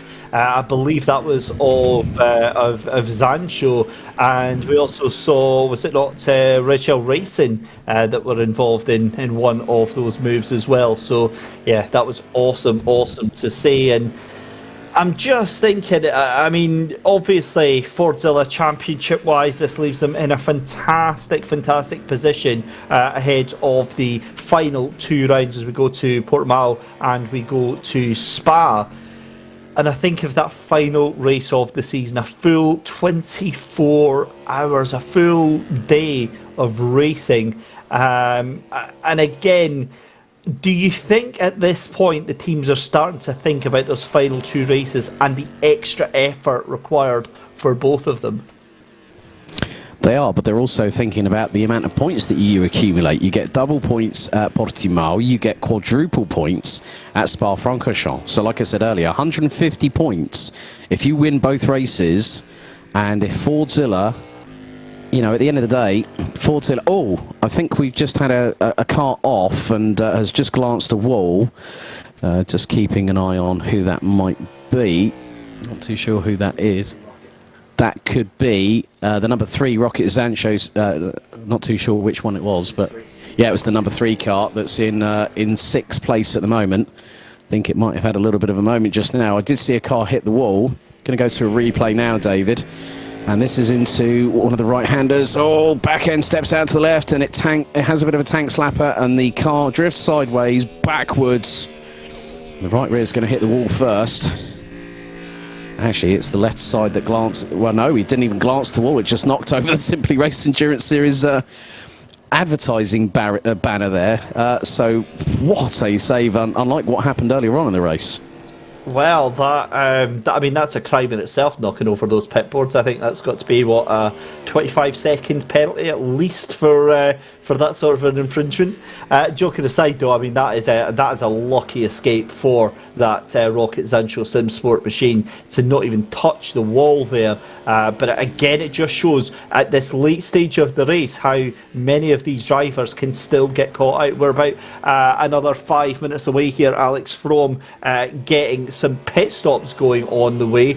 And again, I just wanted to see what you thought about... you know, we've spoken about E-Team Brit, we've spoken about Team Fordzilla, we've spoken about Zancho Rocket Sim Sport. One of the other ones that I wanted to talk about was actually Barracuda in terms of the championship. Now, they've had a really good championship. They're currently seconds, but in this race, it just feels like they've not really had the ability to be threatening after that early hijinks. Yeah, very much the case, David. I think at the end of the day, what Barracuda are going to do, they're going to regroup after this race. There's going to be a lot of discussion, debrief, talk about the race itself, look back and see what happened, what occurred, how they could have done things differently. But the interesting thing that we have got now with regards to just over 45 and a half minutes to go on the clock, David, before the checkered flag comes out, is that we're not going to just have one set of pit stops. We could have 2 sets of pit stops. And one of the other things is, do some of the teams decide to short fuel on this pit stop coming up? Because that will mean less of a chance of them staying as long in the box for the second pit stop if they need to do a splash and dash before the checkered. Well, that is exactly the question. I mean, you look at the likes of Team Fordzilla, they're capable, they're able, I would say, in a position to do a splash and dash if needed. But I'm looking at everywhere else, I can't see there being too much of an issue, actually, because I think that, well, maybe with Barracuda, but that looks to be the closest battle together in terms, time-wise, out on track. But I think everybody's going to have to do another 2 pit stops. I think there's going to be one in the next 5 minutes or so, and then I think after that it's going to be with about 5-10 minutes to go, and the entire field is going to have to pit, Alex. Yeah, very much the case, David. I think it's just a case of who's going to blink first, who's going to short fuel. Are they going to need to stint tyres again? That's 3 questions that are really in the forefront of my mind right now. Yeah, certainly the case. So with 45 minutes left to go then, we're going to let Alex go and head off for a little break and stretch his legs. And yeah, what a race we have had so far. 45 minutes or under 45 minutes left to go of a 6-hour race here at Road America. Just a reminder, if you are curious as to what is happening here today, this is a sim race that is being held in person at the Simply Race sim racing venue in Milton Keynes. It's the UK's premier sim racing competition venue. You can find out more by heading to simplyrace.co.uk and have a look up there. You can have a look at everybody taking part in those 15 pods, those teams all lined up together. It is a fantastically social affair, and everyone looks like at least they're having a good time. And I can see Martin Buchan floating about down there. He's obviously enjoyed having his takeaway. I can't remember who it was. I think it was Wagamama's that he was ending up getting there. And you'll notice as well that he offered Alex a couple of gyozas, but didn't actually save any for me, which is absolutely unspeakable. But we'll keep our eye on that one. And obviously we don't wish any harm to come of Martin Buchan's car while he's behind the wheel, do we?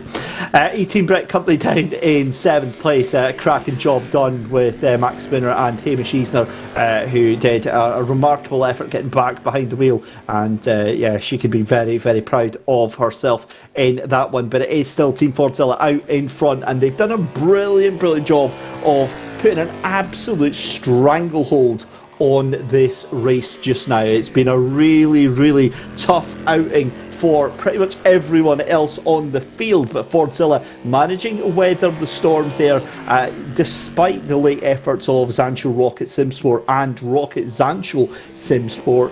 They have very much been left worse for wear out of those confrontations. The gap's starting to eke down a little bit, but as I said, I think pit stops are going to have to come into effect very, very soon as well. Zancho will almost certainly blink first from 2nd place. That's the way it's been going up until this point. Campsport in 3rd position as well. They are just ahead of Ubarakuda, who are definitely bringing up the pressure now, because that gap now down to 18 seconds. As we see, going very, very wide. That is Karan Casual Apex down there in 9th position. Moving back then, Red Shell Racing in the number 6 machine in that red and white outfit is in 5th position. They're now 26 seconds behind Ubarakuda. Now, robbed of an amazing battle between Campsport and Red Shell Racing. We saw contact from both sides as they were fighting things out, but it was a penalty for track limits for Red Shell Racing that robbed us of that battle there, with Rocket Zancho Simsport down in 6th position as well. E-Team Brit in 7th position there. You can see them 100 seconds behind their nearest competitor, Rocket Zancho Simsport machine. And then it's Avanti Racing in 8th position, and the Kadan Casual Apex that you can see on screen there in 9th position, with Necesidad de Velocidad in 10th position. An orange Apex Racing down in 11th, with Precision Racing by Boa Esports. As we've got a yellow flag, and I can start to see people gathering around. That yellow flag is cleared off, so I can imagine that is just somebody running wide and losing a little bit of time there. I'm trying to see who that might have been. It was the Kadan Casual Apex machine that brought out that yellow flag there. So again, not too much of an issue as we go to the replay here of that one. So we can see here, again, the car looking a little bit spiky over those curbs there, and you can tell the car's already out of control, and it's a left and it's a right, and the tail end wants to send that car into the wall. And I think, just like Rocket Zancho Esports, they avoided that wall there. So looks like they kept themselves safe from harm, as we see Avanti Racing in that glorious black, red and green livery on that car. Very special, very simple livery on that car, and looking resplendent up there. E-Team Brett, we've spoken about many times through the race. It's always great to see E-Team Brit out on the field there. The team run by Max Spooner, of course, so you heard being interviewed by Alex. And then moving up through the field, 6th place, Rocket Zancho Simsport. Okay, so what could have been for this team this afternoon? They had earlier contact. They were running up in the lead. They crashed out from the lead, and that put them all the way down into 7th place. 6th place now. They've got just now, though, Red Shell Racing again could have been fighting for a podium spot with Cam Sport, but it wasn't to be after a drive-through penalty. That puts them a considerable amount of time back behind Cam Sport and Barracuda. This, for me, is the story of the day today. Under 40 minutes left to go, and Barracuda, despite being at the back of the field now, up into 4th position, hunting down Cam Sport. And to be honest with you, that gap is actually starting to come down now. So Cam Sport up into 3rd place then. They are looking very, very happy. They will be hoping that something happens, the race is red flagged, and it never, ever, ever restarts, because they will claw your hand off. They will rip your hand off to take that 3rd place. They are very happy with that one. They are very much capable of having a 1st or a 2nd place result, just not to be today. And coming into this round, 3rd place in the championship, they get some healthy points. Zancho Rocket Simsport, however, the number 2, this is the dark horse for me, because for majority of the race they were under the shadow of their sister car, the number 3 Rocket Zancho Simsport machine, until that late drama towards the halfway point of the race, where we saw the number 3 bin the car from the lead of the race in a very spectacular fashion, and then the number 2 just making her way through the field consistently and quietly, and has really been the only other car that's been able to hold any sort of pace to your race leader, which is, of course, Team Fordzilla out there in front, in the number 1 machine, in the number 1 pod, and they are number 1 on the field right now with 37 minutes left to go. And honestly, as we've said time and time again with Alex Goldschmiidt, nothing has looked like coming close to them right now. They've looked very, very consistent, very, very smooth, and as much as we'd love to see a thrilling battle for the lead, you cannot take anything away from the performance of Team Fordzilla today. It's been an exemplary a day at the races really here for Team Fordzilla. And if you've just joined us, where have you been? Presumably watching some of the other incredible racing action that we've had on today. The Daytona 24 in real life, for example, that's just finished about half an hour ago. I was watching that. I certainly hope it doesn't end the way of the GTDs. That was a bit mental. But Oh, well then, that's a bad take on from back to ours for Rocket Zancho Simsport, as that is a drive-through penalty down in 6th place, and that is going to be an automated penalty for track limits. And I'm pretty sure that even up here in the heady heights of Scotland, I just heard a cheer from E-Team Brit and Max Spooner all the way from Milton Keynes. That is a bit of a result for them, and that means that so that's going to be a drive-through penalty then for Rocket Zancho Simsport. Meanwhile, the sister car Zancho Rocket Simsport, I know it can be very confusing, into pit lane then. They are in for their penultimate pit stop. Although this could be the final pit stop. If they've done this right, this could be their final stop of the day. They look like they're taking on as much time as they possibly can, as much fuel as they possibly can. 35 minutes to go. I would imagine that is safe to see that they are going to make the end of this race. We'll wait and see though, because that could be 38 minutes. It means that Fordzilla are very comfortably going to make it to the end of the race after they do their pit stop here. Now, a warm welcome back to Alex Goldschmiidt. Alex, Zancho taking a pit stop then, their final pit stop you would think of the race here.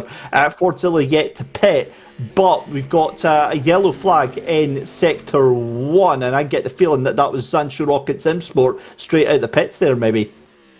Yeah, could have, if they were on cold tyres, then yeah, that's what we've seen, but who knows? I mean, we'll try and see if we can have a look and see what caused that yellow flag to rear its ugly head, as it has done it several times during the course of this 6-hour race, as we're now into the last 34 minutes of it at all. So it's going to be a case of just wait and see, and yellow flags can come out for even the smallest encroachment of having a moment going fully all four wheels onto the grass.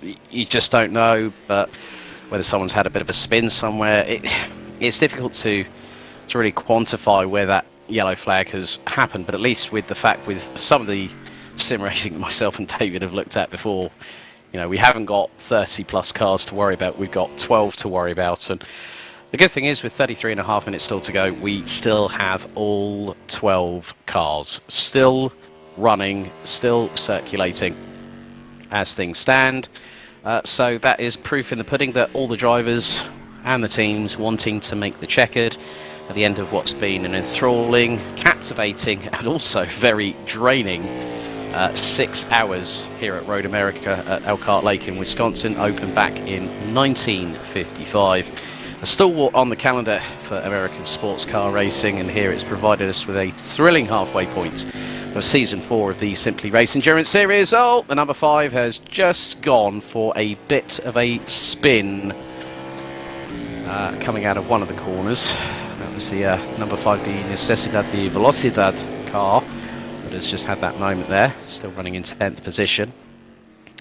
Really good to actually have a quick chat with the Orange Apex, a couple of the Orange Apex Racing crew. They said we are going to be back for round 4 for the 12 hours of Portimao, taking place back here once again at Simply Racing Milton Keynes. Don't forget, if you do want to get involved, you do want to sign up for round 4, there are limited places available, so get them whilst you can. It's going to be the 2nd of April 2022, and then on the 25th of June we go for our twice around the clock adventure at the legendary Circuit de Spa-Francorchamps at the Ardennes Forests in Belgium, at the far western point of the country.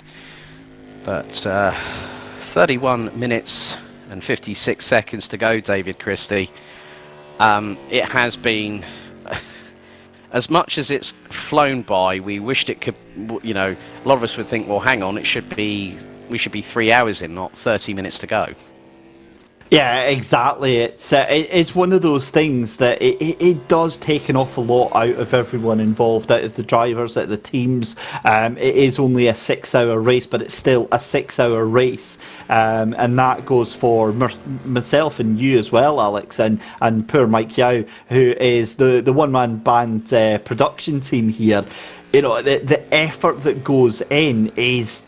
it's just nuts. I can't imagine how tired the drivers are. Yes, they obviously don't have to drive all 6 hours themselves, apart from one absolute madman who's doing that. Actually, we need to do a welfare check on them, because 6 hours, that is no mean feat to be behind the wheel. And you ask even the drivers that have been able to take a break, I can imagine they're feeling quite tired at the end of this race as well. But thoroughly worth it at the end of the end of the evening.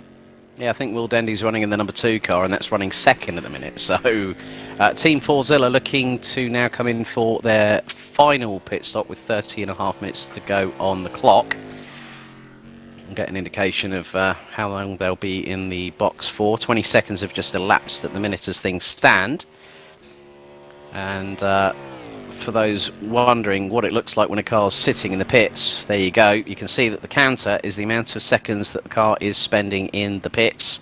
It's 35 seconds at the moment, so just a shade over 40 to 43 seconds we'll see that car drop back down. There we go, 42 seconds, 42.5 seconds, and Team Forzilla raw out of the pit lane, still holding a comfortable lead, which is probably going to be the best part of around 25 to 30 seconds once that car roars its way out of pit lane. Certainly does, and the gap will come down a little bit more. But if that's the case, that they've just made that down to about 27 seconds, that's another 7 seconds that Team Forzilla have just pulled out of thin air, out of absolutely nowhere, from the Zancho Rocket Sim Sport machine behind them, in which case that is case closed, Your Honour. The defence has no further witnesses to present at this time. It's been an amazing performance by Team Fordzilla. I mean, it's been an absolute masterclass. We use that word an awful lot, but this really, really was how you do strategy in a team race event. Zancho Rocket Simsport, though, I mean, to their credit, it's been a brilliant effort. You can't take anything away from them. Camsport in third place. I still think there's an outside chance that Barracuda could take this final podium position. Well, they're a lot closer to Camsport than they were previously, so 16.4 seconds. Yeah, they're actually taking time out of Camsport now. Last time around, it was 4 tenths to the betterment of the number 9 car in 4th place. So, yeah, not out of the realms of possibility yet, David.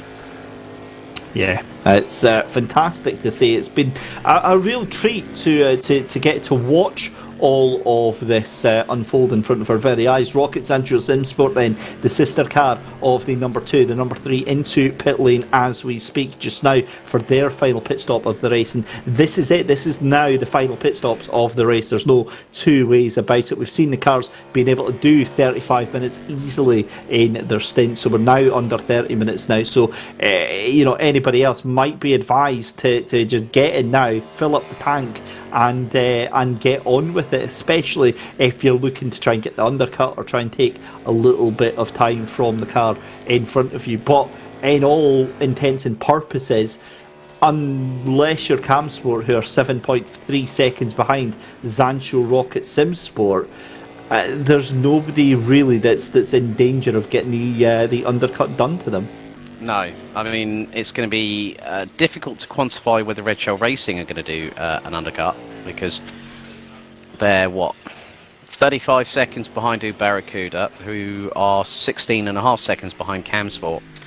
And when you think about it, 42 43 second pit stop, give or take half a minute going into pit lane, coming out of pit lane, that's easily a minute and 10 to a minute and 15 seconds.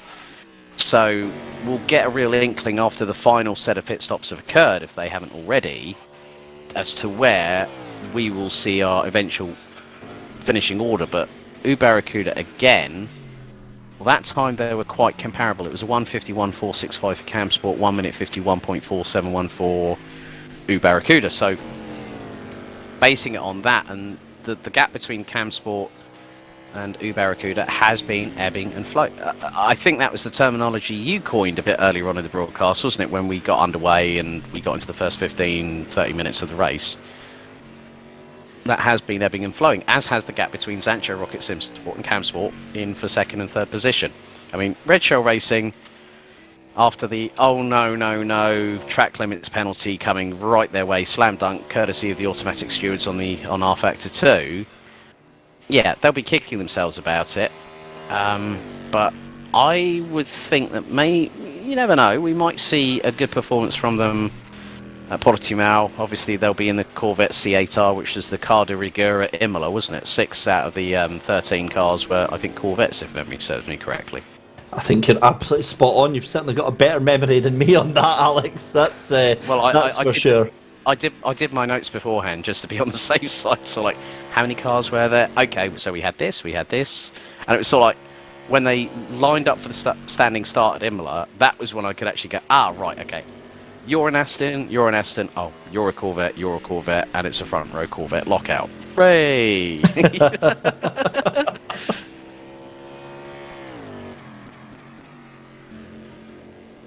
So just watching the Camsport number 8 machine making its way through. That is on the run down. I believe that's going down into turn 5, isn't it? There's the left-hander there. In fact, no, that's actually much further up the road. That's through Kettle Bottoms. That's going into...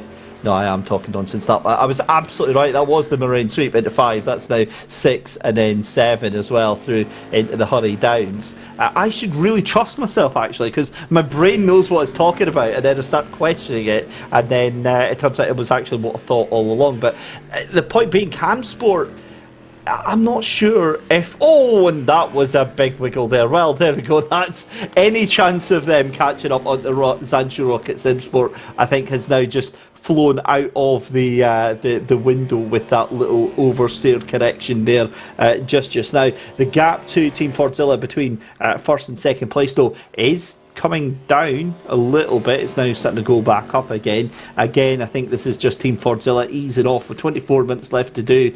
You know, that Cam Sport cars, is it just me, Alex, or is it starting to look a little bit unstable under braking here? Well, especially with the degradation going into, you know, the latter stages of the race, with the evolution of the circuit itself, how has the deg affected the rear tyres? Because obviously this is mid-engined rear-wheel drive, and when you look at that caveat, you know, if you get chronic snap oversteer by hitting the accelerator too hard, you could probably scrub or step the tyres a little bit. We've got yellow out in sector 1 ever so briefly for just what was it, like literally 2 seconds just then. So maybe someone's probably had an off-track moment going through the first sector of the circuit itself, probably up to maybe say turn 4, turn 5. Yeah, I mean, there's an out of control wiggle, there's a tank slapper, and then there's a frustration wiggle. I don't know who coined that phrase, but it was someone who I worked with probably last year at some point saying it. Yeah, it's clearly a frustration wiggle, and I was just like, oh, I wonder where that random thought came from. But yeah, it's just like the back end just sort of stepping out a little bit from right to left, a little bit sketchy at the back end. So are they just sort of just trying to bring the car, they're trying to bring the car home in one piece, which is the most pivotal point of an endurance race, even though Stuart Ross-Sprint said we're treating it like a 6-hour sprint, and the 6-hour sprint methodology unfortunately cost them with a track limit penalty. So yeah, I think it's just about just minding their P's and Q's. I mean, I was having a look in some of the pods. I think, what was it, E-Team Brit running at 3.7 litres a lap. Cadan Casual Apex, I think it was like 3.8. So I've seen readings as high as like 3.93. I think Team Fordzilla at one point were like 3.96 in terms of litres per lap taken. You know, and it's just a shade over 4 miles here at Road America. And as I was saying, that if you get into the flow, it's really, really easy to keep into that flow, but you can make the slightest of mistakes at the wrong time, at the wrong point in the circuit. And we've seen many a code brown today, haven't we? We absolutely have, and I think that that's the even funnier thing in terms of the type of event that we've got here today. It's not just, you know, a couple of people on voice chat and Discord who react to this. It's the entire venue. When a moment happens, you know that moment has happened, whereas you might not actually, you know, you don't get privy to that sort of intel when you're just online racing. So that's another interesting little aspect of being down there. Just a fantastic feeling. And as always, as we've said repeatedly through this, if this is something you fancy getting involved in, you fancy getting yourself a little shot of this, head down to Simply Race in Milton Keynes, simplyrace.co.uk. You can book yourself a little test session, a little private test session, get yourself acclimatised and comfortable with the sim hardware and the state-of-the-art software that they use here, and get yourself out on track, get yourself into one of the competitions, get yourself down to one of the open nights that they do. Many different events and combinations that they do as well, and you can pop down for a fun night at a very cheap price and have a great night out. Yes, indeed. I mean, you know, they do have specials. I mean, I think there was one particular evening I came along when it used to be at the old facility. We had a Nürburgring evening and we tackled the full Nordschleife, and it was like GT3 choice cars. And what did I go for? I went for the BMW M6. Oh, okay. And how did that go, Alex? It was all right. I think it was like I think it was like a 3 or 4 lap race, and I was doing right until lap 3 when I completely binned it going through floodplats. It's fine. It'll buff out. Yeah, it'll polish out. I'm just watching actually what, Alex, is happening to Zancho Rocket Simsport. Camsport have taken about a second and a half out of them in about 2 laps. This is quite interesting because that gap was about 8 seconds. That gap is now 6.2 seconds, and I believe both of them have done their final pit stops of the race. That's coming down. Are Zancho Rocket Simsport having a fuel save here to get to the end? I think that second place car was one of the first in. Were they not in, I think, with about 35 minutes to go? Oh, that could have been right on the precipice. So if there is... this is a term, we said fuel saving, the lift and coast methodology is going to have to start coming in. And that lap time, okay, Zancho Rocket Simsport, 1 minute 52.412. Oh, that gap is coming down by a second a lap at the minute because it was 151.467 for Camsport. Oh, this is an interesting one because if they're slowing down at that speed and losing a second a lap, and there's what, maybe about 12 laps left, maybe 15 laps left, I think Barracuda could actually be in with a shout here. This is amazing stuff that we're seeing right now. So I'm really keen to see how this one progresses because you're seeing not only are Zancho Rocket Simsport falling towards the clutches of Camsport, that gap now down to 4 seconds, Alex. What on earth? Camsport into the pits. Oh no, so any fear that I had of Zancho Rocket Simsport catching up, that's now been eluded by the fact that Camsport have had to come into the pit lane for a last minute splash and dash, and surely that means, does that mean Barracuda could take this then? Surely they don't have enough fuel either. Well, Barracuda would in the 150.6s, David. They were quicker than Camsport. So I did say there'd be more twists and turns in this story. It is happening as it unfolds. And, you know, the thing is, Team Fordzilla are comfortable. Wait a minute. Sorry, just to jump in, Alex, that's not a splash and dash. They've been in for 25 seconds. There's 17 minutes left to go of the race. What is going on with Camsport? Oh, you know what? The mind boggles, Mr. Christie. The mind boggles.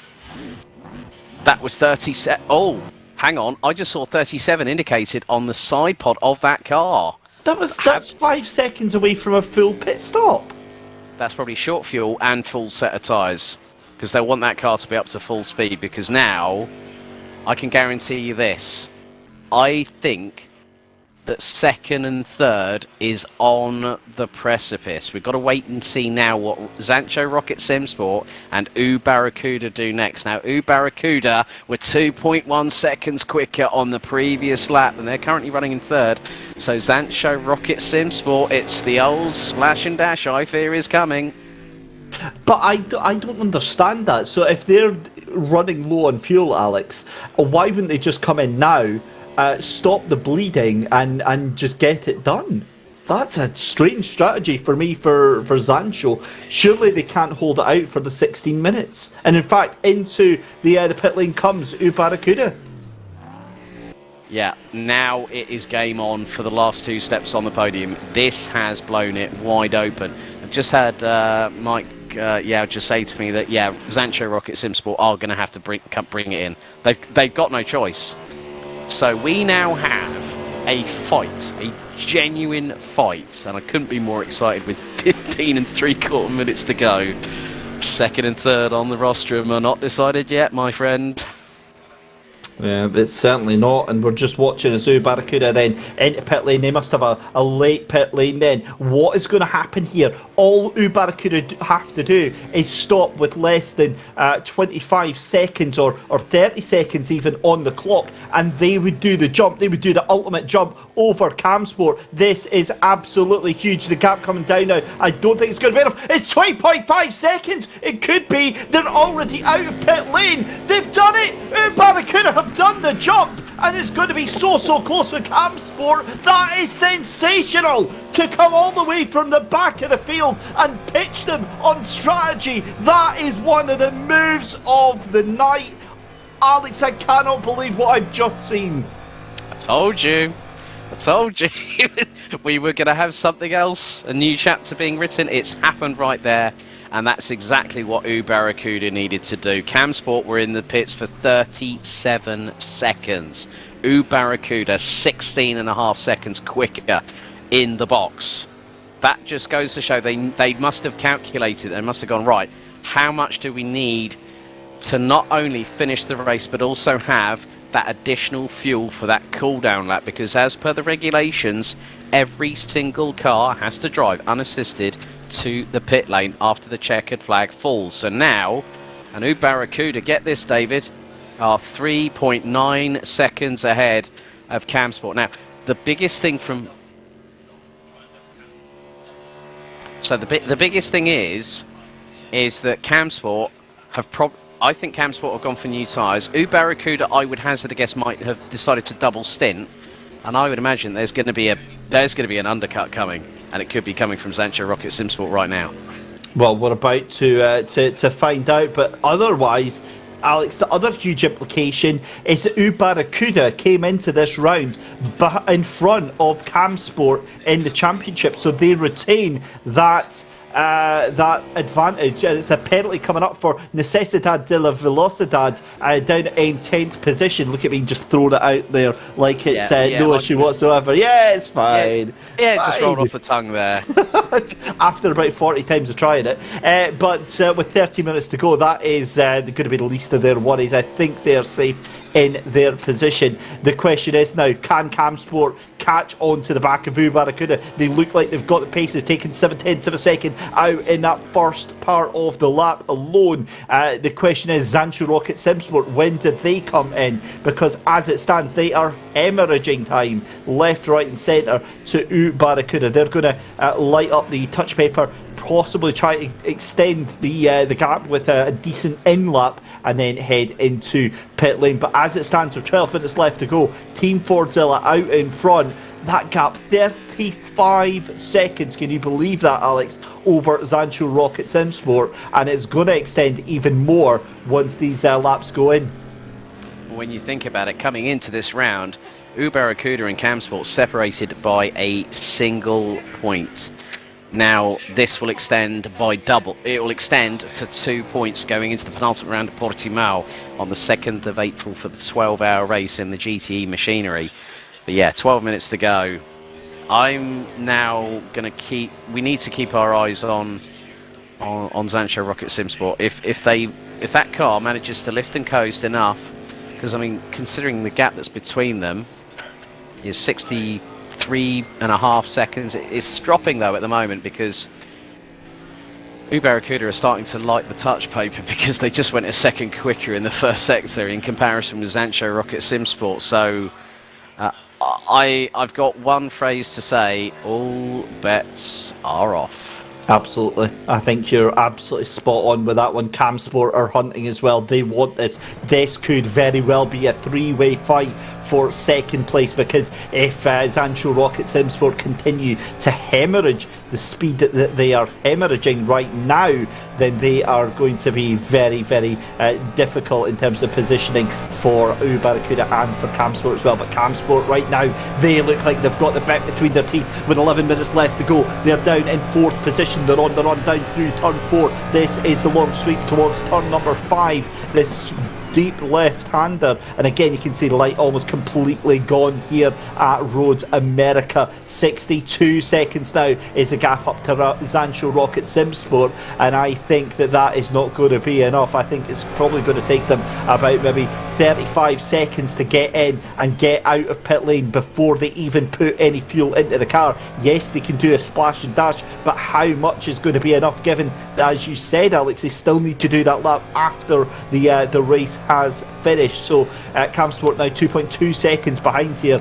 I've got to be honest, I think Zancho Rocket Simsport have shot themselves in the foot here, potentially, with the strategy. As far as I'm concerned, they should have brought that car in as soon as they realised they needed to lift and coast. If they can survive this final 10 minutes without a pit stop, then I take that all back. Then obviously they're going to be absolutely fine. But as it stands, it looks like they're still going to have to come in and take a pit stop. 10 minutes remaining of this third round of the Simply Race Endurance Series live here from Milton Keynes. We are doing the 6 hours of Road America. It's David Christie and Alex Goldschmiidt who've taken you through all of the action there. You can see the laughter, the fun, the games is all over now. It's all very serious business in front of the 15 pods and 16 pods that are there in Milton Keynes. Alex, what does the tension feel like through there? I've got something that's going to elevate your heartbeat within, well, probably by at least 50 BPM. The fuel's been calculated for Zancho Rocket Simsport based on previous pace, a lap short. Short. However, with the gap that is significant at the moment, 59.8 seconds. Okay, despite the fact that Zancho Rocket Simsport has done a 154.693, there is a possibility of using an effective lift and coast strategy that they will hold on to the runner-up step on the rostrum. But it just depends on... Oh, and there's a moment, that is Camsport. They've just gone wide, I think. They've just gone wide there, so the gap has increased between Barracuda to Camsport to just around about the 3-second marker, so a bit of an off-track excursion there for the number 8 car. But even with the fact, if Zancho Rocket Simsport hemorrhage time, they can still nip this in the bud. And yeah, I mean, the thing is, look, Zancho Rocket Simsport with the 4 to 5 laps has given enough for the number 2 car to start pushing again, already up into the 153.7s. I'm going to keep my eyes on the lap times from the number 2, and if it starts getting into the 152s, I don't think there's going to be enough of an opportunity for Barracuda they can push, but it won't be enough. Well, we'll soon find out, because that gap to Team Fordzilla is where we're looking as well. And you're right, I mean, the pace is definitely ratcheted up. Team Fordzilla doing a little bit of lifting and coasting as well. You can see that gap coming down. I'll tell you what, Alex, I have the feeling that it's not a case of that they've saved the fuel. I wonder if this is an in-lap, because they're absolutely hammering it right now. And yes, I get that they can save a little bit of fuel, but surely not to go at this pace until the end. You would have thought. I mean, if they only had to save one lap, then it will update. But I'm not sure about this. I don't understand how suddenly they can have this pace in the tank, and that gap's starting to come down now to Fordzilla. But you're absolutely right. They're staying out. So. Wow. Well, I mean, look, that could have been a get-out-of-jail-free card for Zancho Rocket Simsport if that is the case, but Barracuda still hammering that pace down and still catching them up fairly quickly. Yeah, but the gap now, this time around, was best part of 1.8 seconds in comparison to previous laps where we saw a 3 to 4 second differential. I mean, look at it from a fuel conservation perspective. Flat out, you're doing nearly 4 litres a lap worth of fuel. If you're doing it at 3.2, 3.0 litres per lap, you claw 4 litres back.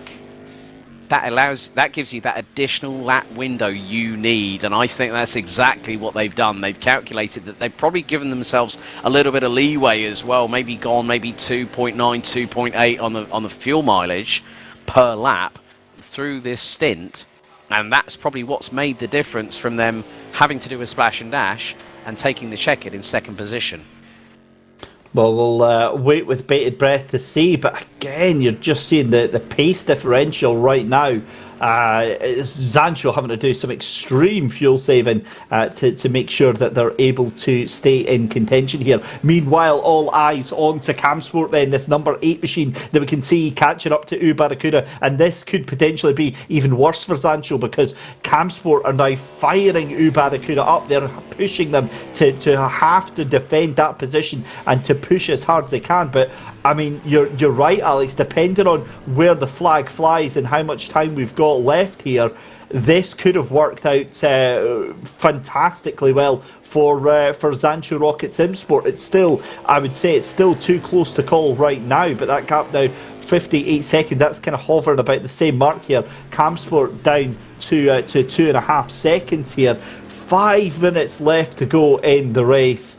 it's still way too close to even know what is going to happen here. Zancho look like they might have just done enough. They certainly look like they've got the pace back in that car to push it for the final 5 minutes. But again, surely it all depends on when Team Fordzilla cross that line in terms of how much fuel, whether or not they've got to go on for essentially an extra lap. Yeah, well, with the leaders now in the number 1 car, Team Fordzilla looking, well, 4.5 minutes away from making it 3 straight successive victories. The 12 hours of Bud International Circuit round 1, the 6 hours of Autodromo Enzio Dino Ferrari in Imola round 2, and now we're on the cusp of seeing it being 3 for 3, and it's been an enthralling performance by the Team Fordzilla crew. They're about to come across the stripe, and the timer is now hitting 4 minutes to go, so just wait until we get another lap on the board, and that is going to probably give us I would say about two, maybe 3 laps at most. It depends, and they've got enough of a cushion, David, to do 2 laps. They are controlling the pace. But do Zancho, that's the question, do Zancho have enough in the tank for 3 laps if that car goes across the line to do that? Well, considering the fact that Zancho have just gone and put in a 38.0 personal best in Sector 2 Fair enough. Now, that, I think, that speaks volumes. You know, with the way it was like at 1 minute, high 1 minute 54s, 1 minute, I think it was low 1 minute 55s at one point. Then we saw a progressive trend in the car getting faster and faster, and they've now just done a 1 minute 50.506. That says it all to me that there is enough to get that car across the finish line in 2nd position. They've done it. Well, we'll make sure that actually happens then. But as we speak, it's Team Fordzilla. We have to start turning the focus and the spotlights onto this car. It's been definitely the day of attention for Team Fordzilla. As Alex pointed out, it's going to be the 3rd win on the bounce for the team here, and yet another exemplary performance from all of the drivers today. Again, for me, the standout driver has to be Charlie Crossland. That incredible effort so early on, getting the stint out of the way, but not just that, setting the aggressive tone, that dominating tone for the team, and really putting his foot on the neck of the entire championship with that performance today. 2:15 left to go in the race, and we're going to make our way up through towards the final couple of corners. This is Zancho Rocket Simsport though in the 2nd position car, making their way around just now as well. This is into Canada corner, and let's have a listen to this engine then, Alex. There's no lifting, is there? There's no lifting. There is no lift, and we've got this and 1 more lap to go because Team Fordzilla crossed the line with about 2 minutes to go on the clock, so there's this plus an additional lap remaining, and what a drive it's been for Team Fordzilla with Charlie Crossland and Jack Ashton. Standouts once again. It's just been calmness, coolness, everything that's been thrown. Oh no! The car's in the pits! Zancho Rocket Simsport, I just saw dart into pit lane! Well, okay. So they didn't have enough fuel then. So that has massively backfired for Zancho Rocket Simsport, and that is the cruelest of blows.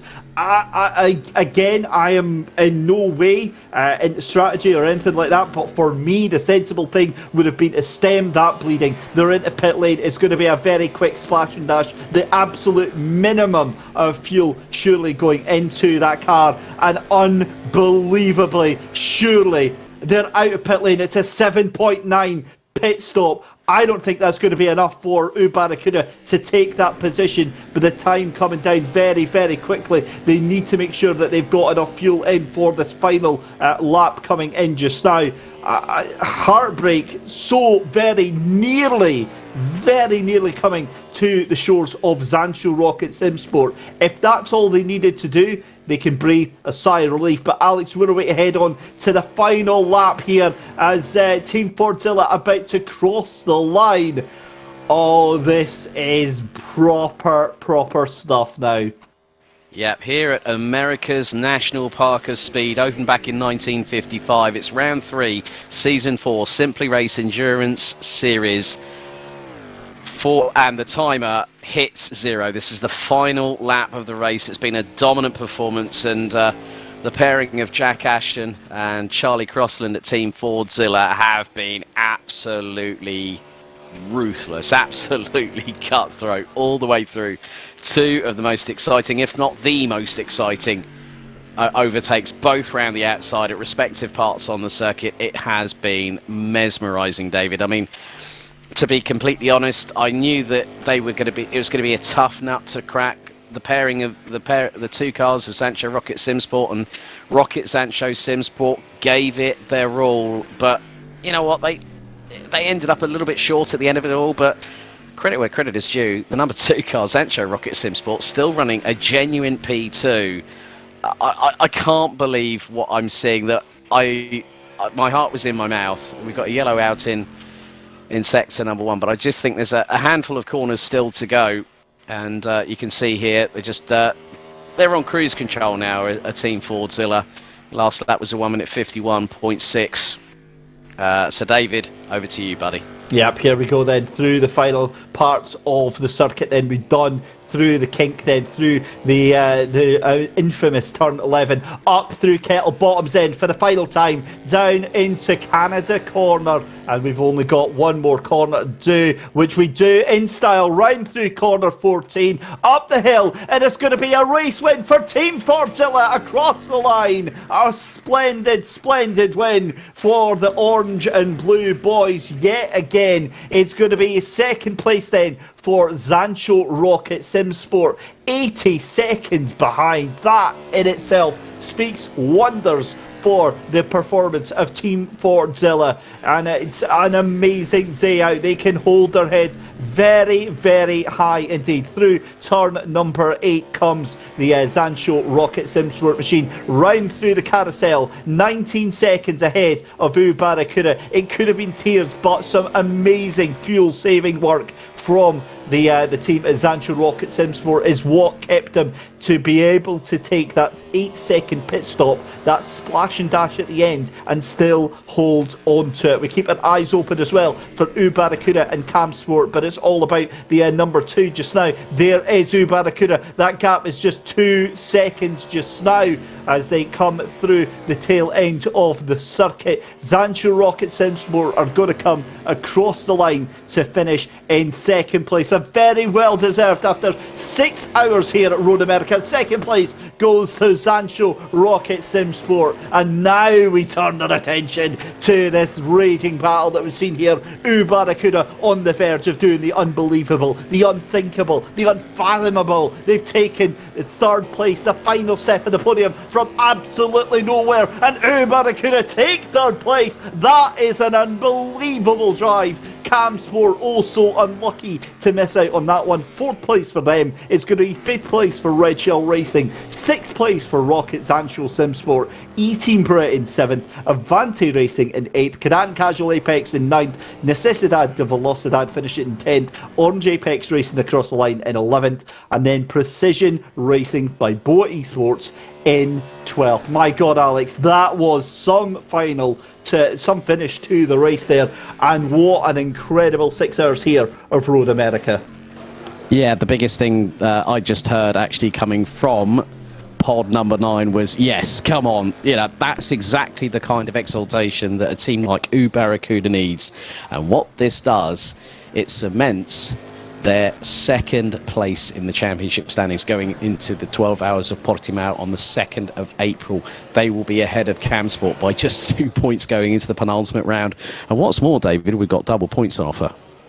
Certainly is. And Alex, what was the reaction as Team Fordzilla went across that line there then? Just plain and simply, huge applause from everybody. It just goes to show the credence and the amount of work that both Jack Ashton and Charlie Crossland have put in over the course of qualifying, half-hour qualifying session and a 6-hour race. And after 91 laps, they emerge victorious by a considerable, comfortable margin ahead of Sancho Rocket Simsport, with Barracuda in the number 9 car rounding out the rostrum. an amazing, amazing performance, and that podium is going to be brought to you live very, very shortly. We'll see if we can also get a chat with our race winners and also some of the other teams as well. Brilliant performance. Amazed to see that we still had 12 cars left at the end of that race. Fantastic, fantastic stuff to see there, and really, really so happy to be part of this today. It was such a pleasure. We're going to take a short break and we'll be back for the podium.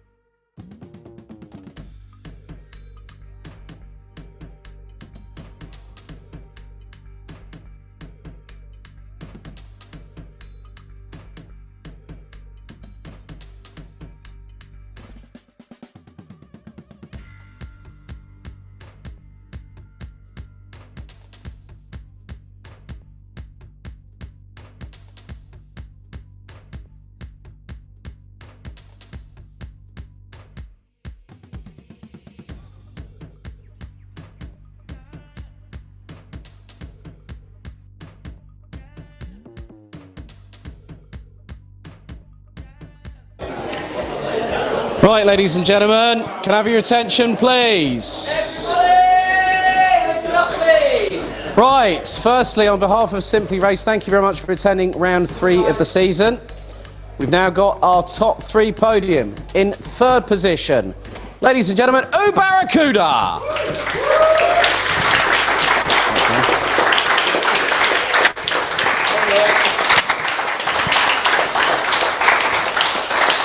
Now your runners-up after 191 laps, it's Zancho, Rocket Sim Sport.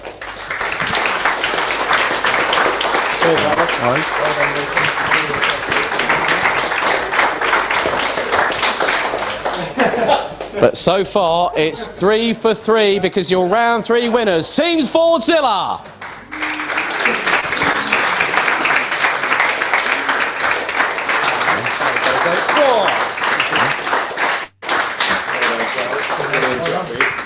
Right, so, ladies and gentlemen, let's get them raising their trophies. Your appreciation for the round 3 podium.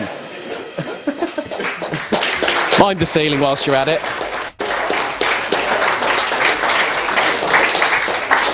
Right, we're going to get a couple of post-race interviews. Now, firstly, the team at Barracuda, I mean, it was close between you guys and Cam Sport at the end, but I'm sure that the yes, come on, I heard, was from you guys, wasn't it? Oh, yeah, absolutely. First of all, well done to everyone especially these guys.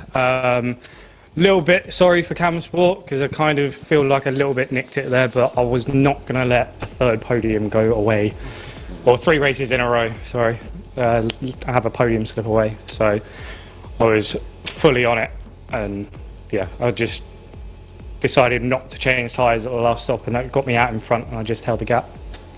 But obviously that means that you guys at Barracuda and Cam Sport are 2 points adrift going into the penultimate round of the season at Portimao in early April. It's going to come down to the wire between you guys, isn't it? It always does, to be fair, between us. We're always really close when it comes to a championship. So I love racing those guys. So it's a dream come true, really. Well done. Barracuda, your third place team for today. Right. Mr. Will Dendy, we haven't spoken in a while. I think you put both, not just my heart in my mouth, but also David Christie's heart in our mouths when you guys came in, but you still brought it across the line. I heard of double stinting shenanigans with regards to tyres, and that strategy paid off well, didn't it? Not really, Alex. That's the real life driver in him saying that. That was a bit of a disaster, actually. It didn't go particularly well. I threw everything at Fordzilla, including like short stints, and it just didn't work. So, because I was on my own, I'd made a miscalculation with the fuel by about 1 second per lap, but over 190 laps, that's 3 minutes. So on the last stint, I had to fuel save. That's like 3.3 instead of 3.8 on fuel. And then decided just to pit again to be safe because I was, quite far ahead. But yeah, it's good fun. These guys just too hard to beat. Well, let's see if you can do something in round 4. So there we go. Your runners up for round 3. But Charlie Crossland and Jack Ashton. Charlie, I'm going to come to you. I think you and Jack both pulled outrageous outside overtakes. You doing it on the lead. I think, what was it, a quad stint? I think you did after Jack went in for the start. That was absolutely epic, mate. I mean, you just planted it. You knew where to put the car and just kept it pinned around the outside, didn't you? Yeah. I just know what to do, I guess. Come on. Yeah, indeed. And Jack, 3 from 3 going into the penultimate round of the championship. Double points on offer once again for 12 Hours of Portimao. You guys must be feeling really good. A lot of momentum. 3 from 3.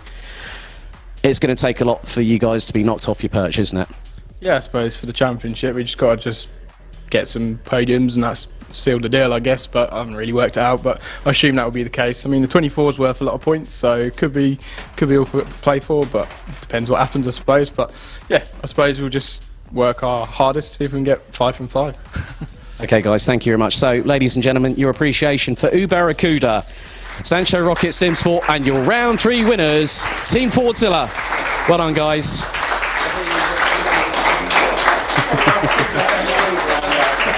So they're going to just take a brief snapshot on there for the social media for Simply Race. David, it's been really, really enthralling, hasn't it? Yeah, it's been absolutely fantastic. I love Charlie throwing you under the bus on that interview as well there. Yes, you come out with a long-winded question, Charlie's just like, yep. As I said, he's a man of little words, but, he does his talking behind the track. So, guys, well done. Safe journey home to everybody. A big thank you to everyone tuning here on Simply Race. That's it for round 3. Join us on the 2nd of April where we go once around the clock at the Circuito Internacional do Algarve in Portimao in Portugal. Round 4, the penultimate round of the season. Join us then. So on behalf of David Christie, myself, Alex Goldschmiidt, Mike Yao and the entire team here at Simply Race, it's good night for now.